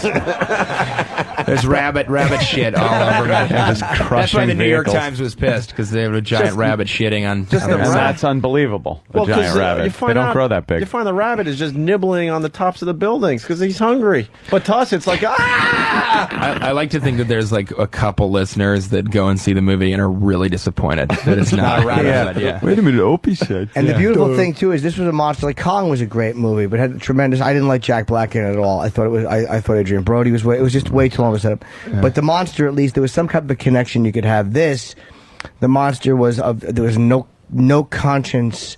There was no connection to humanity at all. Whereas Kong liked the chick and wasn't out to hurt people. Yeah. He just ate. But this was a fucking wrecking machine. It was, and it was great too because that's the point of the movie is not kind of everyone's like, what is it? What attacks? What is this thing? Right. That's what everybody wants to know. And you go and see the movie and you realize it doesn't even matter. It's not that the monster's great. I love visually how it came out. I love everything. But the movie is about these characters and what they do. In the midst of this thing. More importantly, and it's not a fucking gorilla. Is he gonna? More importantly, is Abrams going to drag you onto the Lost franchise? He would have to drag. I think. I'm not. He a couple people went out for a pilot that and he's doing Star Trek, and I went on Star Trek. And everybody on the Star Trek set was like, "Hey, you got to meet Chris Pine. He's, he plays Captain. He's hilarious. He's so funny. Because a lot of them worked on Clover. Oh my God, you got to meet this guy. He's hysterical. He's so funny." So I walk over to him. He's next to Zach Quinto, who's in Heroes and actually plays Dr. Spock in the movie. And I go up to him and I go, hey, what's up? I heard you're hilarious. Everybody keeps saying about how funny you are. I'm TJ. I'm the star of Cloverfield. I'm the main. I'm the main part of Cloverfield. I'm the star of that film. And he goes, oh, hey, what's up? And then he gets back to me a week later. He's going, this fucking jackass came up to me and said he was the star of Cloverfield. Who does he think he is? Doesn't he know I'm Captain Kirk? It's like, he's really got a sense of humor. Yeah, he's hilarious guy. But JJ, it's crazy that that's what's great, is he's doing Star Trek, which is a $150 million movie. It's going to be this huge film, but it's completely different. Cloverfield is a completely different thing, and it's basically an indie effort for him. And but I was not asked to audition for Star Trek. And can I say? Oh, fuck, I had a point and I forgot it, man. Oh, Jimmy. God, no, it was something on, anytime people tell you gotta meet so-and-so, he's hilarious. He's never hilarious. Never hilarious, right, exactly. Ever. It's always a bucket of fucking dead infants. Wow, what a fucking hoot. Yeah, exactly. Stoic bucket of shit. That'll be good. So you watched Lost? Like, I'm on the whole thing? 2. I didn't. Yeah, I started watching it after I get the film, but I'm not on the internet figuring out what the next episode's going to be. But once I saw a couple episodes, it's a good movie. For me, it's always been Felicity. Well, that's my. When she cut her hair, it fucked it up for me. I stopped watching. Yeah, that I really did. Her locks. How about The Wire? Do you watch The Wire? I have seen a little bit. It's great. Oh, it's fucking unbelievable. Fucking HBO on demand. Here's what happens: you go on demand and you click series, and they have Entourage or whatever. Sure. But I can't. You have to go like the down arrows or the right left, which take you from series to this to that. I'm stuck in Entourage because the fucking right left buttons are not working. It's not my clicker. It's the actual on demand clicker. Listen to me. You sound like a fucking 60-year-old man. The clicker. He likes his programs. The clicker. I go home. I watch my programs. I have to see my stories. The fucking remote. It's something on the on demand, so I can't get to The Wire because it's only on Entourage. It will go up and down. But when I get to the base, I can't go right or left to switch shows. You can't go to the cable box and do the manual thing on the little cable box? Do you have little arrows on there? Oh, I didn't think of that. God damn the thought of me. Well, should be murdered. We should take a break. TJ, you gonna hang or what? We can talk about other shit. What do you have today? I would love to. We've got. Look, I've got a lot of stuff to do with extra and all this. No, I can. Yeah, I can. I would love. I'll hang for another thing, and then I got to go over. Yeah, he's a stand-up comedian. Yeah, I know. We did a gig Comes together. from Chicago. We did do a gig. I could barely fucking follow him. I had to go up after. I invited all my friends. All the cast was there of Cloverfield. Did you know this, Jimmy? No, that he was in the movie?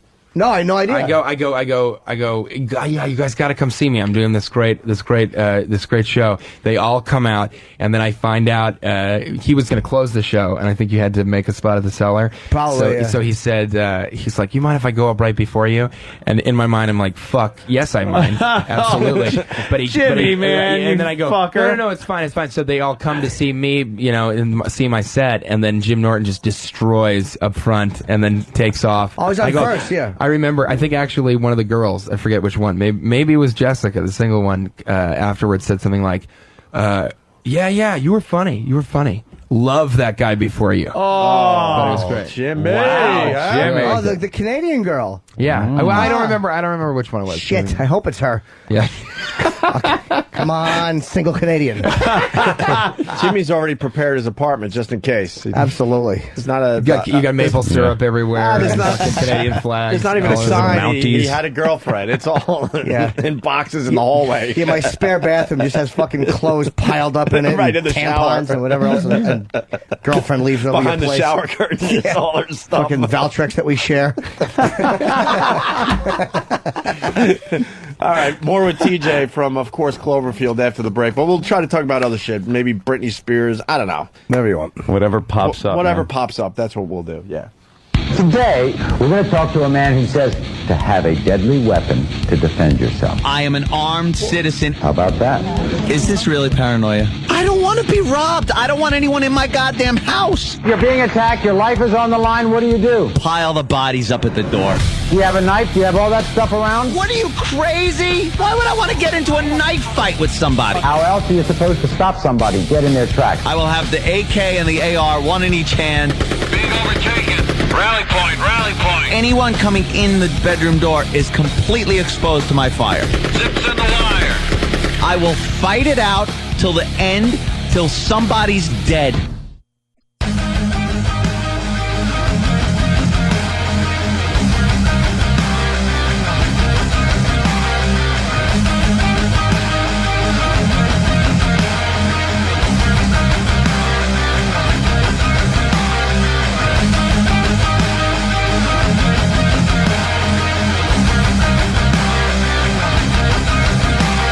Wow. Getting all sorts of inside info on Cloverfield. Let's just say there's a scene with rats. Yeah. And we just found out that they were real. Wow. You'd think they were CGI or like fucking... Where do you get rats? I don't know. I imagine they have them for movies where they're not just filthy fucking mite-ridden sewer rats. I mean, they probably just like dangle a piece of cheese and go, "Here, ratty rat," and then they all just come out of hiding, and then you gather them up for a scene in a movie. Or all the ones that can't get work after they were in Willard. It was all out of work rats. All from Willard. They fucked up Willard. Crispin Glover actually went out for the part of one of the rats, and he didn't get it. He was good in that movie, but the rats were so not believable in that fucking movie. No, I mean, it looked CGI'd and all that crap is what I'm getting at. Yeah, no, but it was real, and they like trained him, and I remember the funny thing was the way that the movie's shot, there's no coverage, so they really have to prepare for each take. Right. And they got these rats, and the rats they only have memories that last like 10 minutes or something. Wow, I wish chicks were like that. Who just fucked my ass and threw me out of the car? Rough.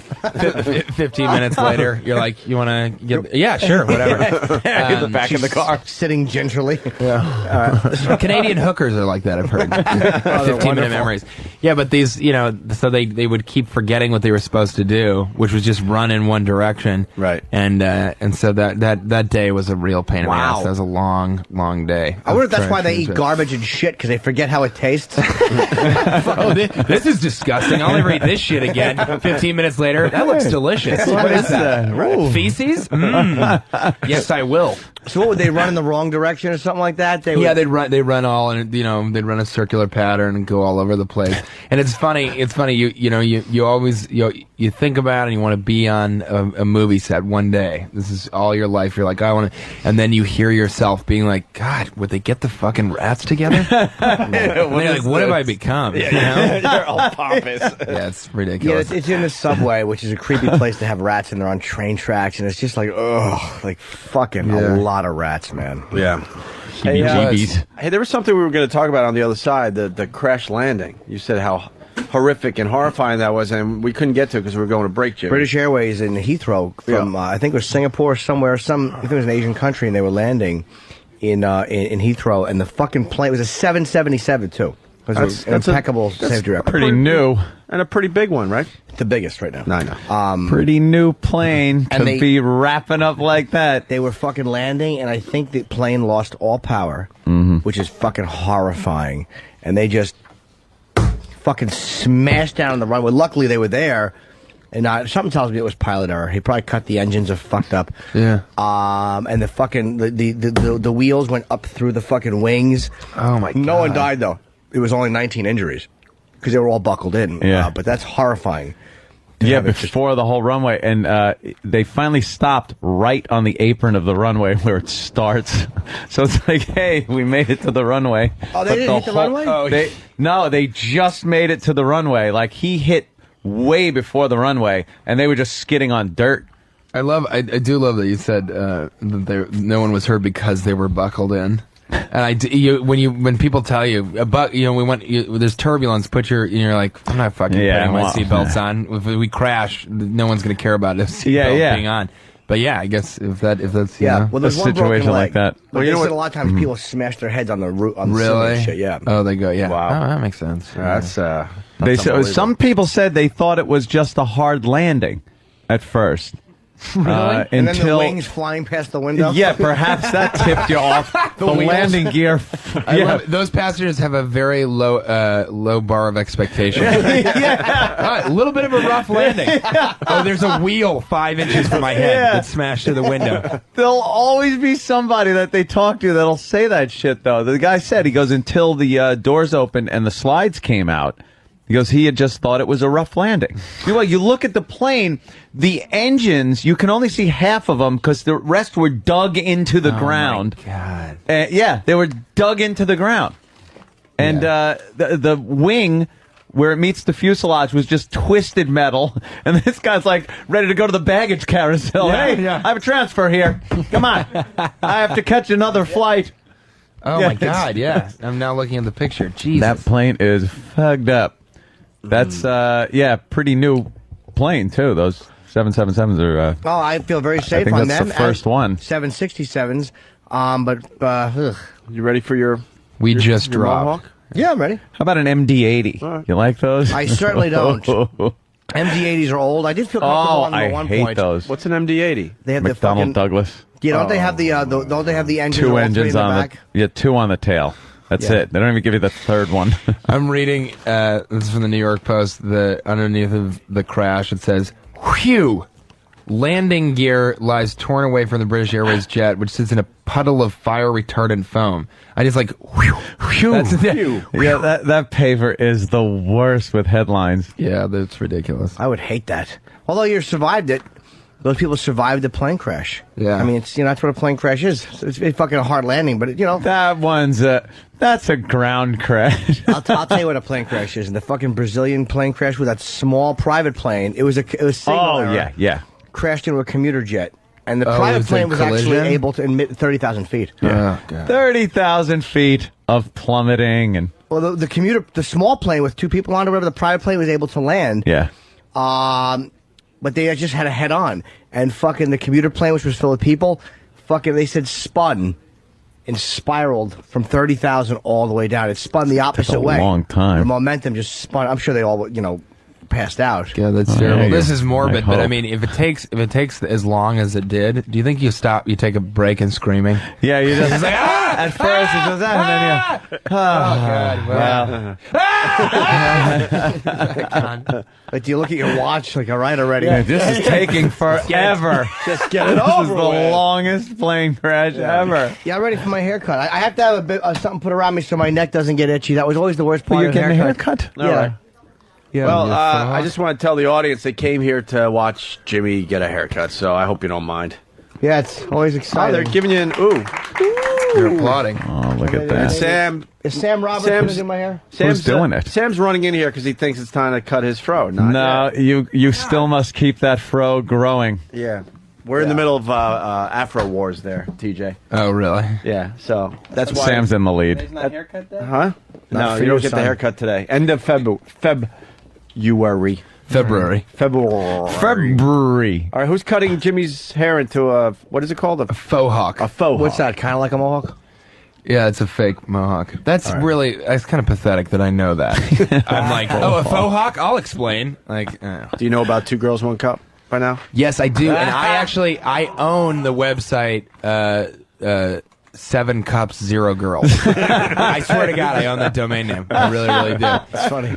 What's on it? We haven't put anything up, but I just want to put up 7 cups. 7 cups. Video of just cups. No girls, nothing. I had heard about the website and heard about the reactions and everything, and I went to it, and there's links to even more disgusting video. But my girlfriend looked at it online, and I was on the phone with her, and she literally she was like, "Oh yeah, I know I'm on it. Okay, I'm clicking it. Yeah." It's bad. We filmed many of those videos, the reaction videos. Oh, we have so many reaction do you videos of guys? people. Oh, that's that's our look those deal. up. I Well, gotta not see it. only our deal. Everyone's doing it. But what else do you like on the internet? Anything that really... Can you turn us on to something new?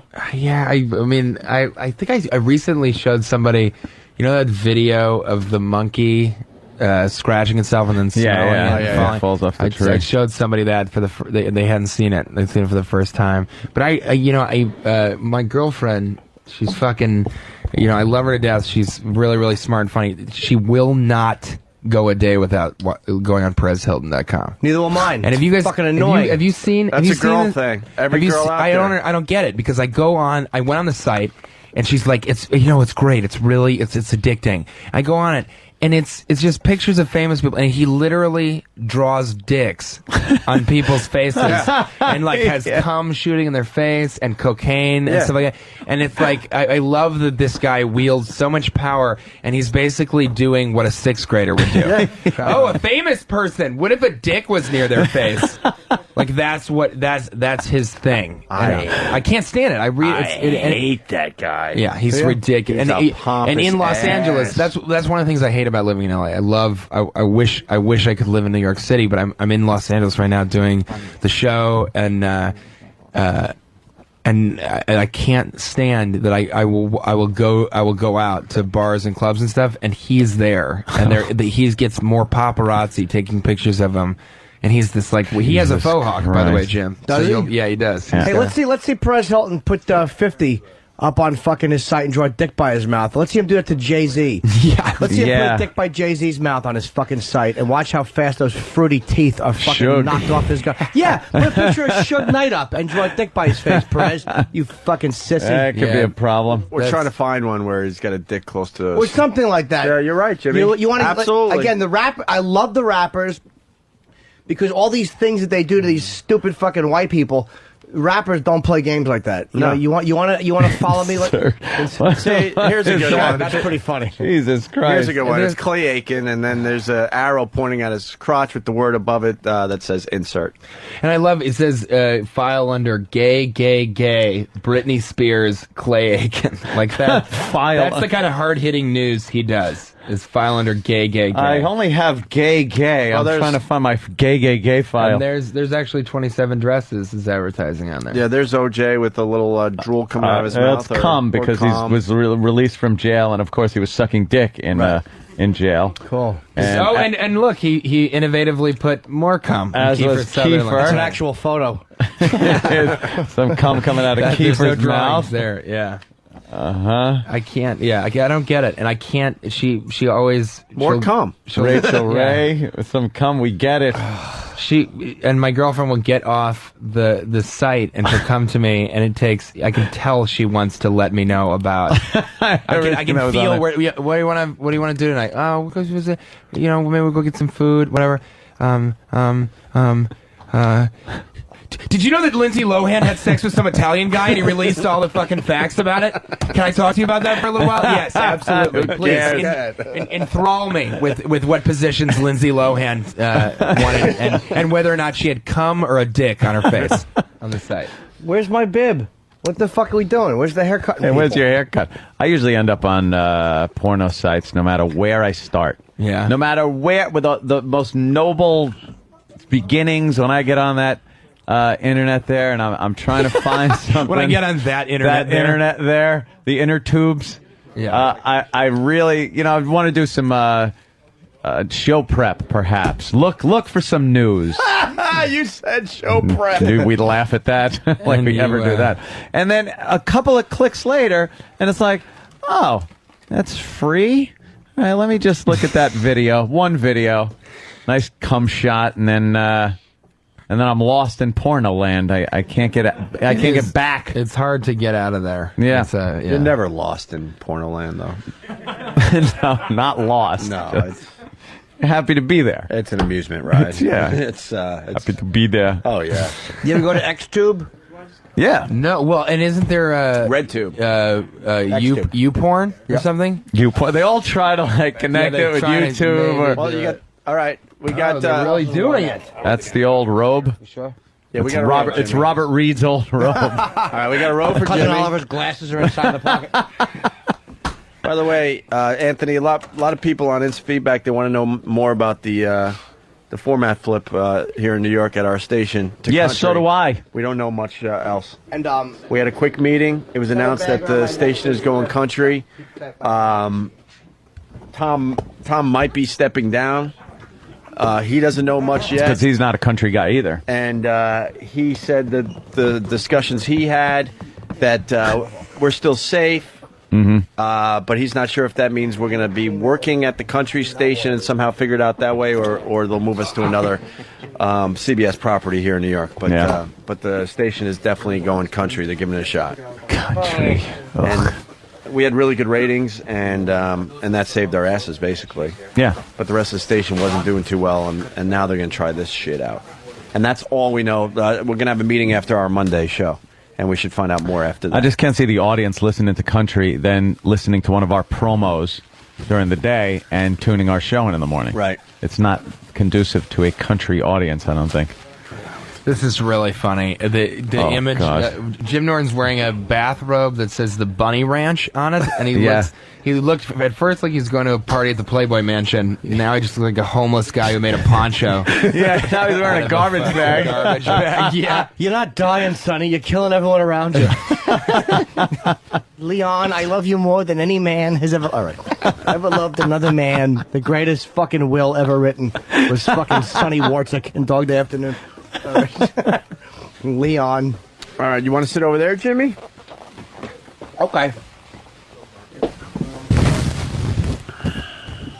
I'll finish it because I got gigs tonight, so I'll finish this after. Kenny, could you not sit like that? What was he doing? Can you show him how you were sitting, please? Ugh. How awful. Stop it. Ugh. Hi. I know. Where's your I dare you to suck it sign? I'm wearing my Harley Davidson sweatshirt because we're traveling today. I got to get Jimmy to the Brigada. 3 big shows, Jimmy. Yes. Oh, also that benefit wait, for Jerry what? Red Wilson. Yeah. The benefit for Jerry Red Wilson went on sale. Goes on sale 10 o'clock. Ticketmaster. It's March 5th at Town Hall here in New York. It's myself, Greg Fitzsimmons. Very funny, Greg Fitzsimmons. Can I stop you right there? Yes. I went to one of these benefits a couple of years ago, and Greg Fitzsimmons was hilarious. He just hosted the Porn Awards. Yeah, that's right. I heard that Doesn't because he? I work with him in comics. He's really funny. Isn't this his gig, kind of? Doesn't he put the whole thing together? Because he came out as like the MC, I think. I think he is hosting it, yeah. He is a funny motherfucker. Who else on? I'm trying to go by memory. Nick DiPaolo. Me, Nick DiPaolo. Very funny. David Tell. They're all David funny. Tell, Artie Lang. Artie's on it. Kevin Meaney and Fitzsimmons. What a toxic show. Fucking myself and Attell and Nick. Just a fucking, what a negative, toxic show. What are they doing? It's a glass half empty show. Yeah. Where'd They're Steve waiting. go? Hey, Steve. I'm cleaning it. He's probably shaving his pubes with it. Here it is. All right. I shave my arms with it. It's very dull. You can definitely trust somebody to cut your hair who has a shirt on that says, "Do I look like a fucking people person?" That would be Steve. TJ. Yeah. If you're gonna hang out with us, you gotta get to know Steve. Hold on. Do we have an air thing? He's got many That we issues. clean the computers keys with? We have to. This is how you executive barber. Exactly. Fucking Douche. Sweeney Bottom.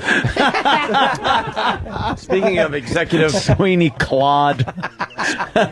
Anthony, speaking of executive producing, as we set up Jimmy's haircut, which should make just amazing radio. When you're cutting people's hair on radio, it's fucking fantastic. Yeah. Thank God satellite radio doesn't have ratings. I know. But speaking of executive producing, Derek put this together. Hello, is this Australia? Is Corey there? I'm trying to call a continent. Who would you like, mate? His name is Corey. Do you have a last name? No, but he's the guy from the news clip. Huh? Corey, the man on the computer. He has delicious nipple rings and a smooth chest. Like me, could you please connect me with him? Oh, hello, this is Corey. It's him. It sounds he's got an accent. Hi, do you have an XM? Huh? Okay, good. Could you talk to Opie and Anthony? And that's how you executive produce. It's the Opie and Anthony Show. You asshole. Pretty good job on that, man. That's good. You gotta linger longer to get that one because we don't have That's a time to good explain one. right now. What Cutting around the mohawk, right? Got to cut out a little mohawk. Yeah. Yeah. I gotta roll. What? You guys, thank you for letting me hang out. What? I'm gonna miss. Well, I'm gonna miss. Where you Jim going? Norton. I gotta go to press. Yeah, you're gonna miss the big haircut. We'll have photos on. We'll have photos. I've got another haircut I need to go to. TJ Miller, one of the stars of Cloverfield. Everybody. Yeah. Yeah, Thank really you, fun. sir. Please go see the movie. It opens tonight, and watch Carpoolers on ABC Tuesdays at 9:30. For the people that get a little motion sickness thing, you can blame TJ. Yeah, Take a Dramamine. Take a Dramamine. That's Take what a I'm saying. fucking Dramamine. Or sit non-Dramamine. back in the theater. It'll help you. Yeah. It's worth It's a seeing. really good movie, man. Smoke some weed. Happy you guys came in. Yeah, smoke a little weed. some weed. All right, TJ. Thanks, guys. Thank you so All right, much. Thank and you, good man. luck. Can't wait to see Jim Norton with a faux hawk. Oh, here. please. Yeah. That's the way we end the And week. next time you're in New York, just stop on by. You don't Yeah. have to call. Just stop Pop by in, and say man. hi. Thank you. All right? Peace. Best of luck with the movie, which I don't think you'll need at all. Opening tonight. Thanks, guys. Later, man. All right, Jimmy Norton. Yes. We got everything there. There's plastic bags on the floor, so Well, you're. this is going to be nutty. Yes, nutty. Come on, I want Hello. my hairdo. I'd like to call the consonants. You fucking idiot. All right, let's go. I wanted something I to say love it. on the sides. Yes. All All right, hold on. All right, This what's is up? how short I want it. Yes. You know how you You do a didn't tell mohawk? me how short you wanted it. Yeah, but I Jaws. want... You have to cut back here. Time your sheep And shank. do all that stuff there. Just Steve, do you don't know what fucking you're hurt my doing? ears. I'm not gonna fucking. You know, I've never cut fucking hair before, right? Really? Yeah. That's gonna smell great. Who's cut hair before? Danny. Danny's cut hair. Well, You didn't like when I did it. why? Because your rod kept pressing up against my leg. I said, my face, damn you. If you want, I'll How try many it. times But, have you cut hair? I mean, enough. But I mean, you don't really have enough hair for a faux hawk, so it's just going to be a mohawk with shorter All right, hair on the Steve sides. start it. We'll see how it goes. I'll give hurt you me. a blowhawk. Just be careful because don't go too fast because my hair's long. It will- Watch your language. That was my nerves. Oh. All right, he's starting. Ow! He's starting at his eyeball. Do that. We're getting What reports. the fuck are you doing? You're starting at his eye. He doesn't know what he's doing. No. We're Yeah, getting let me see. reports. I don't know if we want to see Steve suck or we want. There's a female who does cut hair. I don't know if you can see Oh, that. really? But she's cut a lot. But she's cut a lot. Oh, right there. All right, let's get the All right. ball in. Nice. Yeah, Steve, you look like you were just gonna fucking. Oh, that's good. That's who I wanted to fuck. The girl with the lip ring. I'm sure she'll fucking have. Rachel? She'll care about my Pierce you. pain. Come here, sweetheart. You've cut hair before? Yes. Oh, you're not gonna What's your hurt me? name? No, I promise. Rachel. Hi, Rachel. Wait, we know you from somewhere. I've seen you. I I think. won the car in Boston. What? I'm the girl that won the Scion at the BCN party. Oh, right. I thought you won the shitty Mustang. Oh, no. Oh, wow. That scared me. Wait, what's No. Scion? Remember the Scion we gave away? No, I don't. Yeah, in The Boston. Scion XB for the big Uh, big creepy party, the ridiculous Oh, crappy party. Yeah, we're Touch Nobody and Rich went were to. fucked up. I have a Touch and Rich shirt on right now. That's Oh, why yeah. I purposely wore it today. Are they Right. okay? What happened with those guys? Oh, they're fine. They're They weren't allowed amazing. to talk about that video, yeah, they man. weren't. It kind of sucked. The but one in front of Hillary, the what's his name, Yeah. holding up the Yeah. Iron My shirt and yelling and screaming Iron My They shirt got in over and over trouble. again. Yeah. Adolfo, right. They weren't allowed to brag about that video. That is No, so it was- frustrating That when you're on sucks. radio. yeah, it was crappy. All right. Haircut coming up. This is going to be compelling. Now, you've done this before? Yes. Yeah. What's a mohawk? But I don't have enough. Steve, please. Mohawk. Just don't cut me, and please Please do it evenly because I have to do a show tonight. I'm going to that show. Are you? Yes. Oh, All right, wow. cool. Well, let's not make Jim look like a tool. Okay. Oh, oops. So you just want Too late. a mohawk, basically. You Yes. want it all the way down to like your skin. Well, Yeah. as long as this is, hold on. I'll show you how long I want the area. The mohawk will be left at this length, of course. Okay. And the area. What are you There we doing? go. Okay. He had to adjust the razor. You look like an Yeah. old man How now. thick do you want like the top? I don't know. Thicker is easier because once it's thin, you can't put it back. Give me those ribs. All right. Okay. Oh. There you go. She's starting out by the sideburns, going up. Oh. A bit of hair coming off. Just let it take a while. And behind the ear. That's good. Is this from shearing sheep or cutting hair? You're very good with that. Wait, leave it like that. Do that on the other side, please. Don't go any higher. I got to get a few different haircuts. Oh my god! Turn your head a little, Jim. Let me. I can't. She has a razor blade. Basically, oh, it's a Forrest Gump. It's the George all McFly. right. Yeah, there you go. The George McFly. Thank you. Yes. I'm no good. George McFly. They're my stories. I mean, she's got a lovely gentle touch. You're my density. I'm sorry. worry about the traffic hearing. No Fast Freddy. I love that one.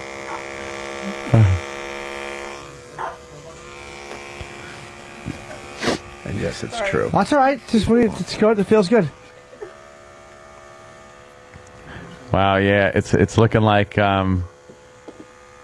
you look like you should be up on a fucking tower in a college firing down on people now. I'd love to be. God, I wish you could go out on stage like that. Oh. It would just mess up your set. People would be like, what the Here's fuck? my set. Right. This is my comedy set. There are many like it, but this one is mine. Remember, it's just a bad joke, fat boy. It's fine. Oh, that didn't sound good. She just went, oh. Yeah, a Kennedy-sized fucking piece of skull comes off.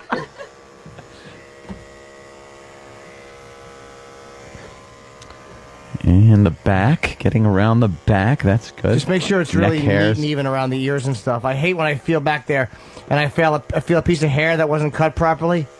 Yeah. It really gets my goat. Oof. Excuse my language. That, wow, that does look like a different person. That's amazing. I don't know, it's kind of, it's like the nasty neighbor next door guy hairdo. Now he's the neighbor from American Beauty. Yeah, that's I know. it. Let me kiss you on the mouth because I thought you blew my son.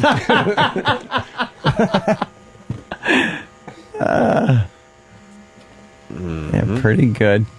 Boy, she's really fluffing it up. Yeah. I'm sorry. I like it. No, Pretty it's good. okay. It She's feels getting good. your neck hair there. I like my neck done. I feel good with my neck done. All right, now she's back, going on top now to get the sides taken off so she can make the mohawk. Now to the front. Here it goes. Oh, wow. Oh, boy. You... Goodbye, my darling. Hello, Vietnam.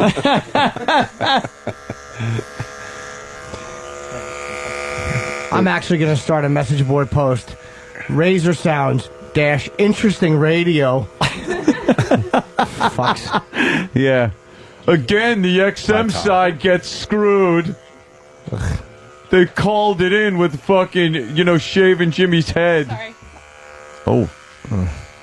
Can't believe that fucking Cloverfield think shit they're right. liked me. I'm so happy. Yeah, how about that, huh? Yeah. Not a bit this time around.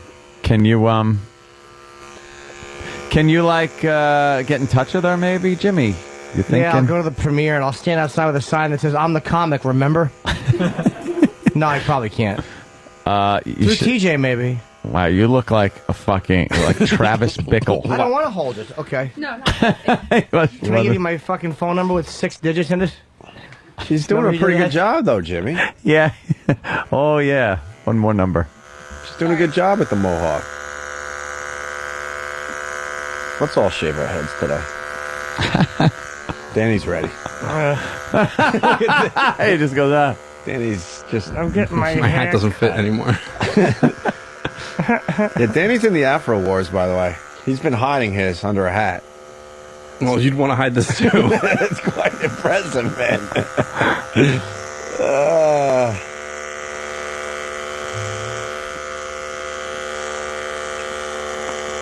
Could you push the clippers into Jimmy's lap so he could, get off from the vibrations? Jimmy, the mohawk doesn't look that bad on you. I look like Chuck Liddell, right? Chuck Liddell now, yeah. Kind of like skinny back here, but it goes like. Yeah. Is that it's like a sperm cell That's where going my up your cock head? is. My cock tapers at the base. It's really weird. Is this it for him? I don't know. Let me see. Well, just make. Could you go around the ears again and just make sure that it's all nice and Yeah. the whole area? Jimmy's got a mohawk. Jimmy, what are the odds that you would do your first show at the Borgata like this? If it wasn't sold out, the odds would be good. Really? Yeah. But now it's sold out. They're lucky if I show up. Ooh. Kidding.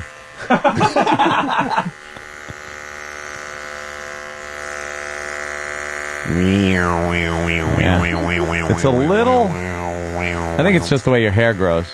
What, the way it bends and stuff? Yeah. Yeah, Cowlicks. it's all like. It's a little bent up top. Because I'm a cowlicky jizz bucket.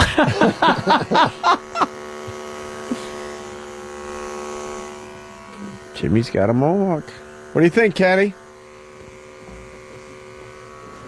Sorry we woke you from your nap. He's cute. What do you say? He's cute. How's that look? Ooh. Yeah, my hair can... Kind of works, Jimmy. No, that's all right. Do what you gotta do. Do that to Kenny's hair. You just see pieces of the razor flying off, metal chunks. Kenny, would you like one of these? I can do you too. It'll be fun. Jimmy looks tough now. Now he looks like a tough guy. Hey, could somebody, one of you bitches, get me, are you done cutting? Yeah, if you want me to do anything else. I mean, Oh pretty much God. it. Give me a couple of towels so I can wipe my head with wet, damp paper towels so I can take the excess hair off. And get him, shouldn't have to do that. And get him a mirror. Yeah, you should see this. I don't need a mirror. I'm not vain. You're going to want to see this, Jimmy. Oh, maybe I should have actually put it on camera. That people can see.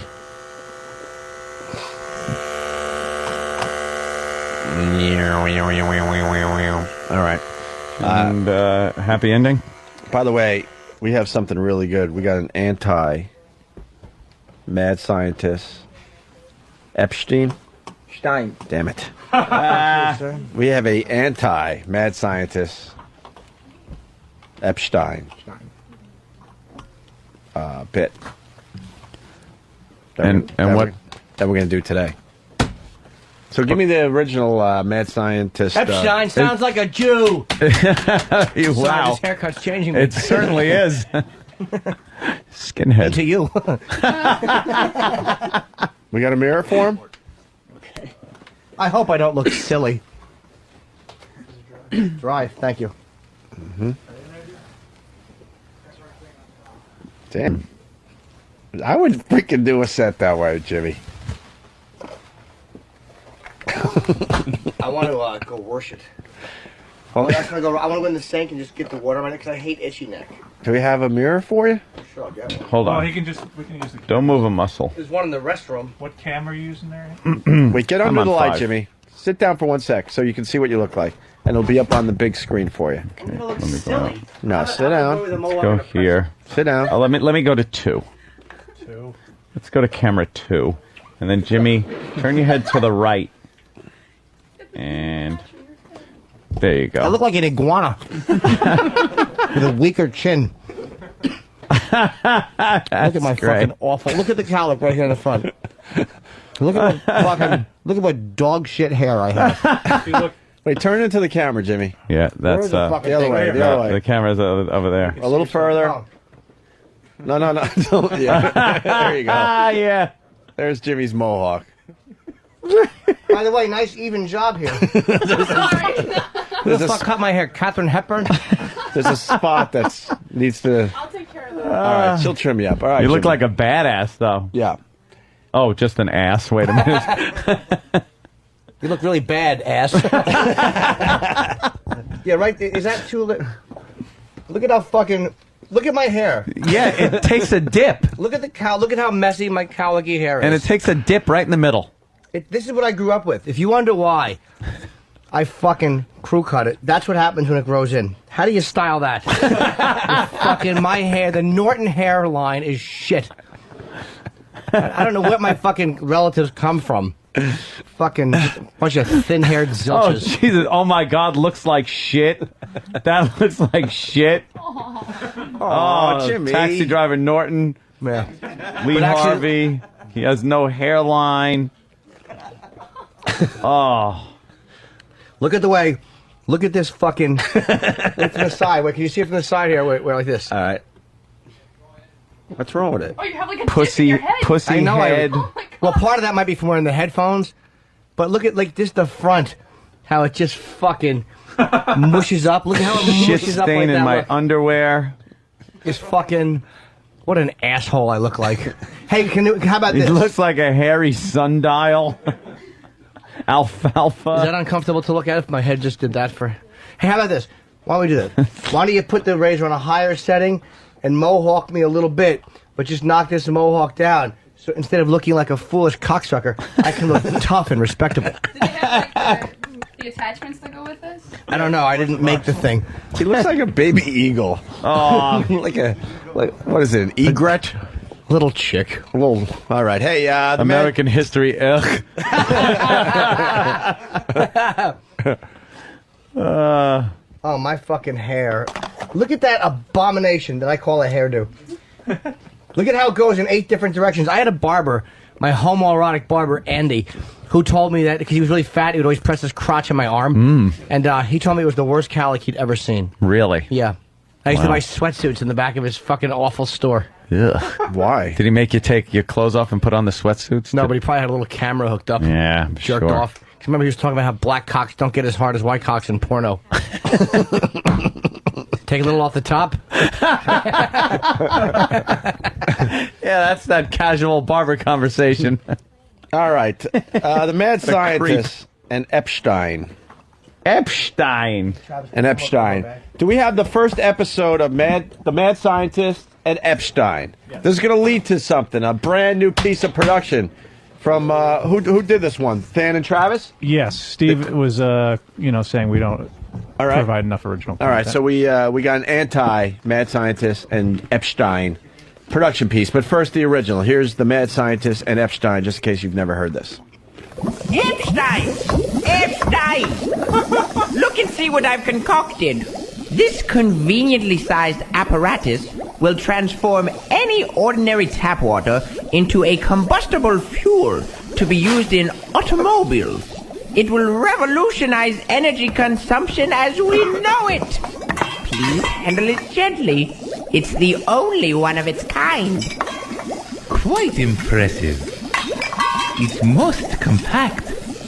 Perhaps it would fit in mine hiney? No! Epstein! No! No, Epstein, no! It's pointy. It's just one of a... Oh, don't pour grease all over it! It's going in. Epstein! It's almost there. It's in mine hiney. Right.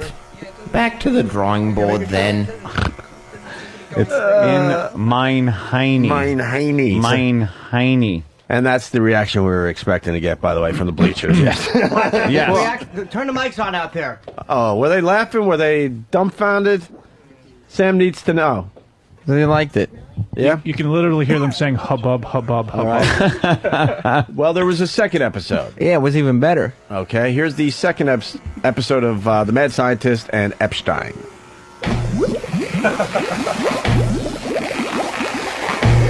Epstein, stop playing with your testicles and look what I've done. This conveniently shaped vial contains an elixir which will increase the metabolism of anyone who drinks it. Can you imagine? This could eliminate the worldwide obesity epidemic permanently. No, let me see. No. Well, I suppose if you're careful, there's just the one and... Say, this would fit perfectly. In mine hiney? No! No! No! It's in mine hiney. Well, at least it's still intact. Now, give it back. Here you go. No!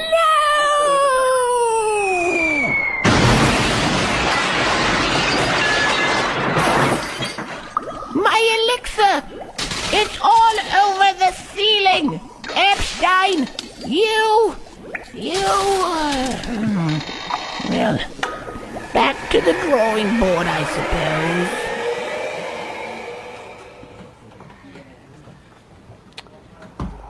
suppose. Blue Healer says it all from Kentucky. He writes, can we hear the razor sounds again, please? So, Where are we at with this horse shit? Well, episode 3 is in the works. This horse shit. I thought we were turning you around with the second one. Well, the second one was an overall hit. Overall hit, okay. Overall hit, it's being called? Yes. The third one is in production right now. It's in the writing stages. Oh. We have some big ideas to move both characters in. Oh. And that is something that we will sort of hetero, great. In a heterosexual. Well, I mean, Epstein's sexuality is still in question. Of course it is. So many unanswered questions, right? The inventor is an obvious heterosexual. Yeah, okay. Epstein, on the other hand, I don't know. I know. The Mein Heine thing is it's his catchphrase, though. Yeah. You got to have a catchphrase. It's a catchphrase. Like the first time he says it in the bit, people applaud. Yeah, you got to applaud, sure. Yeah. Well, we got an audio reply, it's being called, right? Yes, Travis thought that there's a million directions you could go with this inventor that comes up with life-changing devices. Mm-hmm. We decided to explore a different one. Oh, okay. And that's all this needs? Yeah, pretty much. Okay, here we go. Is it named anything? The Adventures of Dr. What were their names? Dr. Thomas and Dr. Hoffman. Hoffman, yes. Dr. Thomas, I have made a most interesting discovery. Do tell, Dr. Hoffman. I have unlocked the secrets to the human immune system. Fascinating. What have you found? This vial contains the cure for cancer. May I see it? Here you go. I have a whole vat of the stuff. It's so smooth and compact. It's just a standard test tube. I was thinking that I could... What? File a patent with the Food and Drug Administration? Oh, yeah. Thanks. I hate paperwork. No problem. Cool. So, back to the drawing board.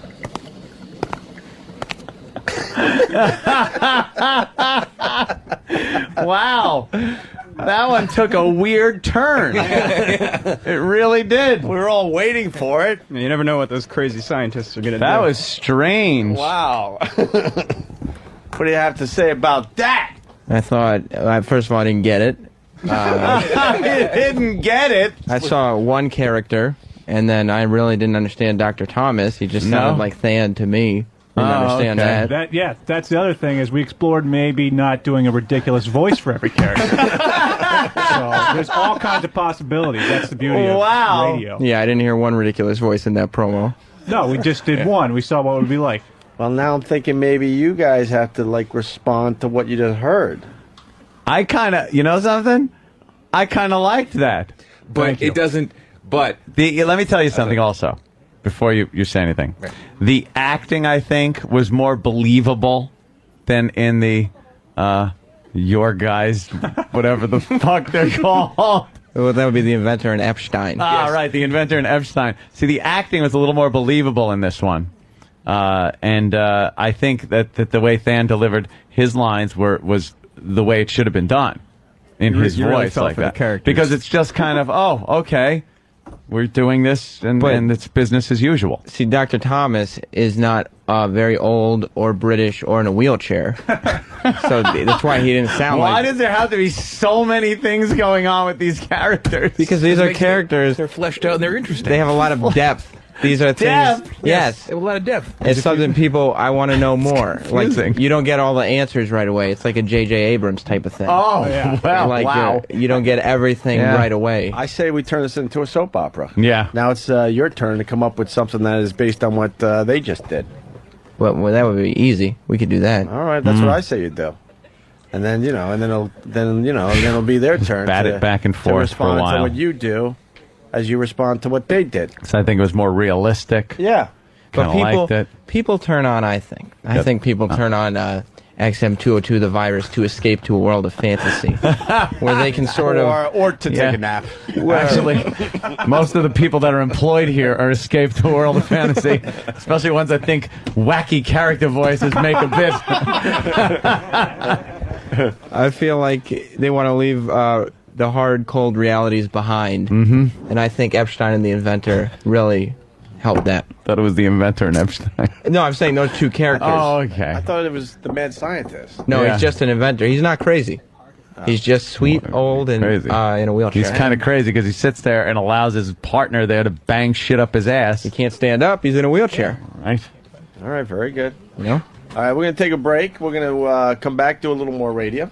Just a little bit, Travis's dog is here. I'm very happy. We're going to meet Travis's dog. We got one sheet. Yeah, I put together Little Dexter is our guest. Dexter's here. We're going to meet little Dexter. Oh, Sam cooked up a nice one sheet. And then we're going to do line of the day. I saw a picture of Dexter earlier wearing a little jacket for his walks outside, I guess, He when gets it's cold, cold. yeah. Oh, it's in the one sheet. Well, silly me. I should have, of course. I should have known. You got to read those when the guests come in. When the guests come in. You're an ass. All right. Well, wow, this is really a lot of... All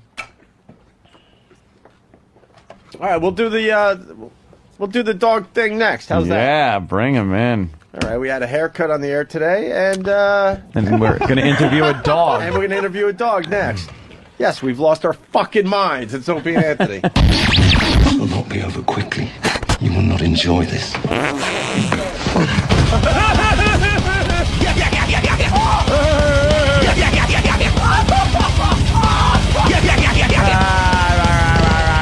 Oh, that was fun. Opie and Anthony.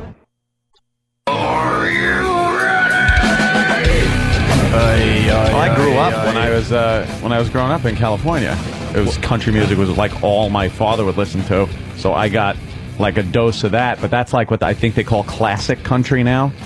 There's different genres of it. No, it's called shit. Well, yeah, but it was like a Freddie Fender and I don't know. I don't even remember the names, but it's all that old country stuff. Right. So depending on if they do that, I would know some of the songs, but the other shit is just like new country. I couldn't tell But you. it doesn't even fucking matter if you. Oh no, I know. I'm not saying it would fit us at all anyway. Right. Either way, I'm just saying like I'd at least be familiar with some of the music. Right.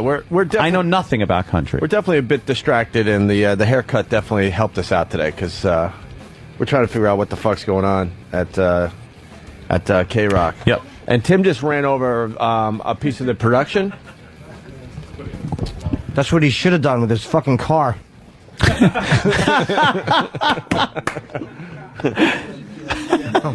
But we were just handed this by Tim, who works for K-Rock. Yeah.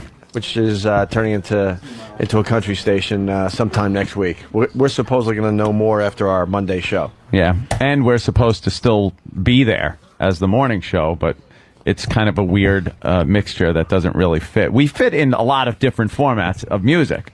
I mean, you could put us in mornings on a classic rock station or a alternative station, but country is one of those that, I don't know. I'm not feeling too good about that one.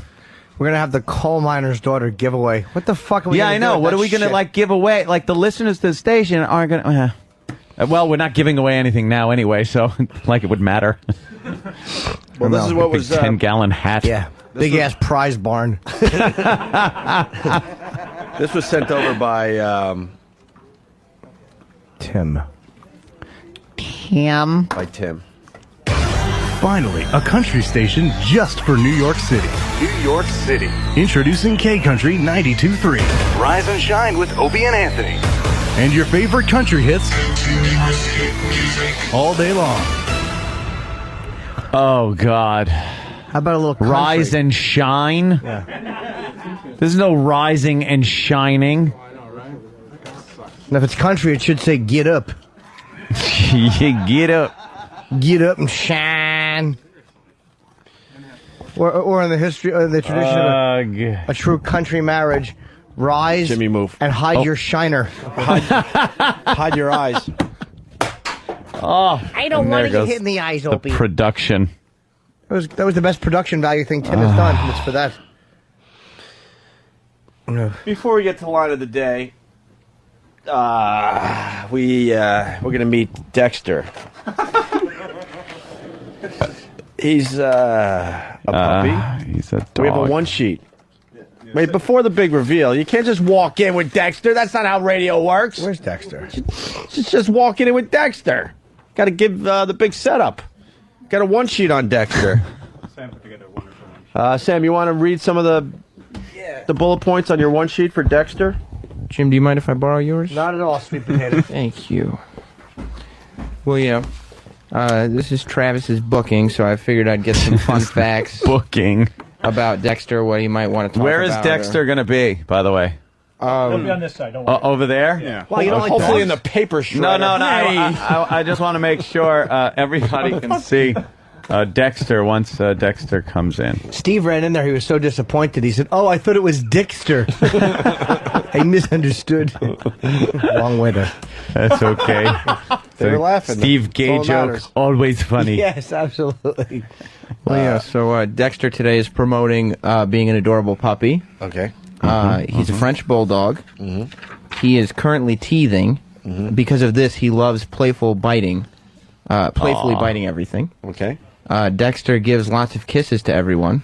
Does Dexter do that? Dexter loves kissing. Why don't you get to the part where Dexter does when he smells peanut butter on somebody's fucking thin legs and small genitals?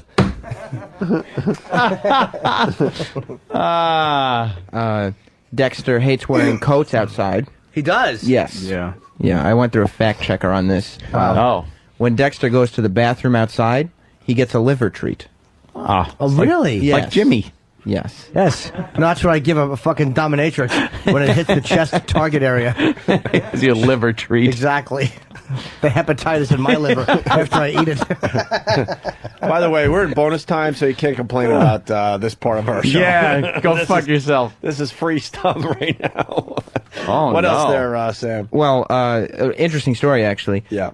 Recently, Dexter had a parasite, but he's taking medicine for it, and he's feeling much better now. A parasite? Yeah. I can't wait till he comes in. We can see what kind of parasite it was. No, it's invisible. Is it a ringworm or something? It's just a little parasite. Did you get rid of it? He was licking my face before. Yeah. There's parasites on you now. I have a dog parasite in my fucking intestines. Don't worry, he's fine. Dexter's very cute. Dexter's ears are way too big. No, they're perfect. Way too big. Right? Way too big. Let's get the fix that. scissors out. No. What else to say about Dexter? This is amazing. Well, Dexter is specifically playful. Like a lot of people say, it's a playful dog, but specifically Dexter is Well, playful. I'd like to see a demonstration of some of this playfulness. All right, Specifically playful or especially? Specifically. All right, get me some Q-tips. That's weird. We'll Doesn't see how quite work. playful he is. Specifically It doesn't. playful. I'll stick with specifically. Like what you wrote was specifically dumb. No, especially dumb. Especially. Yes. Are we done with the one sheet on Dexter? Well, and he has several chew toys that he enjoys playing with. All right, do we have some... is one a boot? Steel-tipped, preferably. Do we have a drum roll or something for the big reveal? Oh, Yeah, we wow. How We about get to cat meet noises? Dexter for the first time. Hold on. I've already met Not Dexter. necessary, Sam. Did you? Yeah, he and fucking loves me. does he? The animal kingdom. Is it a he or a she? Yeah, there's something It's a about he. the animal kingdom that just loves you. They take to me. Yeah, you should be in a horse video. Horse gag, though. The other one looks too uncomfortable. Yeah. Should be in a horse. Bob Kelly actually mentioned that Dexter reminds him of you. Why? I have no idea. He commented on one of his pictures. It's funny because Orca reminds me of him. Hey, by the way. Yeah. Yes. I just want to ask Travis, how do you walk Dexter? Doesn't he, pull you around? You mean, no, I have strong legs. Oh, yeah. You're a little small for a big dog like Dexter. Dexter's not a big dog. He's still a puppy. And I have all the faith that I can handle him. You can, huh? Yes, I think so. He doesn't pull you along. No. All right. All right. That's a pretty good gag if you saw how small Dexter was Yes. and how small Travis is. All right. Anyway, here's the big reveal. We get to Here's, meet the Dexter big for the first reveal. time. Ladies and gentlemen, There is little Dexter. for the first time on Opie and Anthony. And there is little Dexter. Well, give little Dexter to Travis. Here's Dexter! Oh, there he is. All right. Line of the day. All right, now get out. Why don't you put Dexter on the console so we can all enjoy him There's instead of hogging him? little Just Dexter. don't let him fall off. Because he's rambunctious. Well, he doesn't look specifically playful. He also enjoys eating everything. Does he? Yeah. Can he eat Well, he's pretzels? teething, so he wants to bite everything. Aw. But we have a. How about teething toy. your throat? No, that wouldn't be nice. Oh, you have a teething toy. Yes, we do. Well, he doesn't seem to want to play with it. Yeah, because he's interested in everything else. Yeah, he's an inquisitive dog. He's just standing there doing nothing. I expected this very playful dog that was going to be doing a lot of playful stuff. There's some kissing. Well, it's mentioned on the one sheet. Oh, and the one sheet. Well, let me see. Yes, it is on the one sheet. Kissing is something. Move your head, Travis. Does it do anything else? Could someone get me some prime rib? I need an excuse. Oh boy, you remember Chester? That's for the people that. Chester, after Chester eats your dinner, he got a liver treat too. He's licking my warts. I know it smells like me, kid. All right, the ears are a little large. What's that? Aren't they big? Perfect size. Does he grow into those ears or what? I've been told that they're perfect size. Perfect size really? ears? Yes. For a French And bulldog. is this a pure Adorable pup? breed? Yes. Yeah. Oh, it is a pure breed. How much was this? Is there a price tag on that dog? No, he was more than my new TV. Stolen. Oh, more than a new TV. $2,000 for that for a dog. That's a $2,000 dog. Yes. Look at his little cute eyes. He was 25. Oh, 2,500. Yeah. How big will he get? He'll get between 15 and 30 pounds. How big are the other bulldogs? Right. English bulldogs. English bulldogs? Enough How big about are the they? dog. Like about the same size. No, see, he likes to eat everything. Unfortunately, Derek just told me from the other room, Dexter's people are telling us he's got to go. Oh, no. Oh, Dexter, we love you. Hey, if you're in New York anytime, you just come back in. Yeah, you have carte blanche to the show. The publicist gave us a hard time. They're like, you can't ask him about mites or eating his own shit. Well, oh, young fella. Anything to add? Little microphone. Anything else to add to this? No, I don't think. Well, Jim wanted to see Dexter, so we brought him. Yeah. Yeah, I did. He's very cute. Very Look, nice. don't bite the wires, Dexter. Don't eat the wires. Well, he's teething. That's what the one sheet said. Yeah. Very In good. that. Well, we'd love to have a little more time, but yeah. Dexter's people. You're Dexter's people. You got Regis? Yeah, he's got Regis to do. Is that it? Yeah. Is that what he's doing next? He's on his adorable tour. Oh, shut up. Here's so Scotty Front is saying, and punt that fucking dog. Oh, he's very Oh, oh. You don't want to punt the dog. Where are you going? Let's see. Where's Look, Dexter Jamba going? Juice. He's exploring. Yeah, Get away from my phone. Can we smell his anus? I have. Ew. Do whatever you want, Opie. I did a nose brush against it, against the bung. Against the bung. Does it smell like fresh puppy? Yeah, it's cute. It's like baby feet, except it's a dog asshole. Ah, shit. Dexter's a sweet boy. He's a sweet but simple Does boy. Travis like Dexter? Like E-Rock. Travis loves Dexter more than I thought he would, being a cat person. Oh, yeah. Throw So it's really nice. throw Travis under the bus right now. What does he do with Dexter that might be a little awkward to tell his friends? Nothing really. I mean, other than like some severe cuddling. Aw. But it's I cute love and my adorable. puppy. No, not my poster. Oh, that's Not my great. poster, Dexter. Photographed. All right. And what's the life expectancy of one of these? About 10 years. Oh, If he good. eats my poster, 5 minutes. So you get to, fall in love with it and hang out with it for 10 years, and then it dies on you. Just You like gotta everything love in life, animals. Anthony. Yeah, You know, nothing stays. I know. But, look at his little flat face. I know, he's adorable. What see? happened? No, that's how they're made. Oh, Yeah. I thought maybe he ran into a wall. Okay. All right. Well, I'm just waiting. Like you said, for Opie's him to bonus pee on the show. Don't console. worry about it. Very cute. Line of the day is brought to you by SkiColoradoNow.com. I'm here. For info on great deals on 26 world-class resorts and up to the minute snow. I'm here. Snow. Conditions, log on to SkiColoradoNow.com. Here's a runner-up line of the day. The way that the movie's shot, there's no coverage, so they really have to prepare for each take. Right. And they got these rats, and the rats they only have memories that last like 10 minutes or something. Wow, I wish chicks were like that. Who just? Very good. The next runner-up? Yes. That should have been, And top that's priority. how you executive produce. I guess we felt like bringing the average of the show down a bit, huh? Wow. We were doing too well there today. I know. Went from an A to a C+.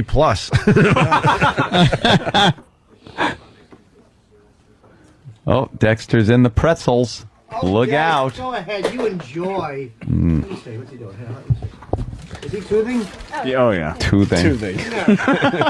He's toothing. Aw, Jimmy's feeding little Dexter. Out of his to mouth. Here's another runner-up line of the day. You have any idea? None. None whatsoever? None. Jimmy? I certainly don't. Are either one of them retarded? No on that. All right. You know how many reporters have said that when this show gets in trouble? Yeah, we go. And finally, thanks to Ski Colorado, now.com, here's your line of the day. Making his balls. Here comes line of the day. Line of the day.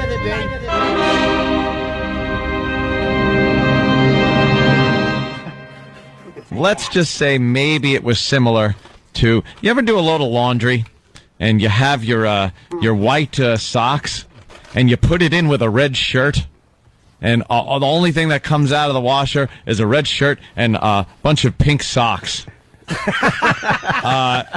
It's so annoying when that happens. And that's how you executive produce. I'm sorry, we scared the dog. All right.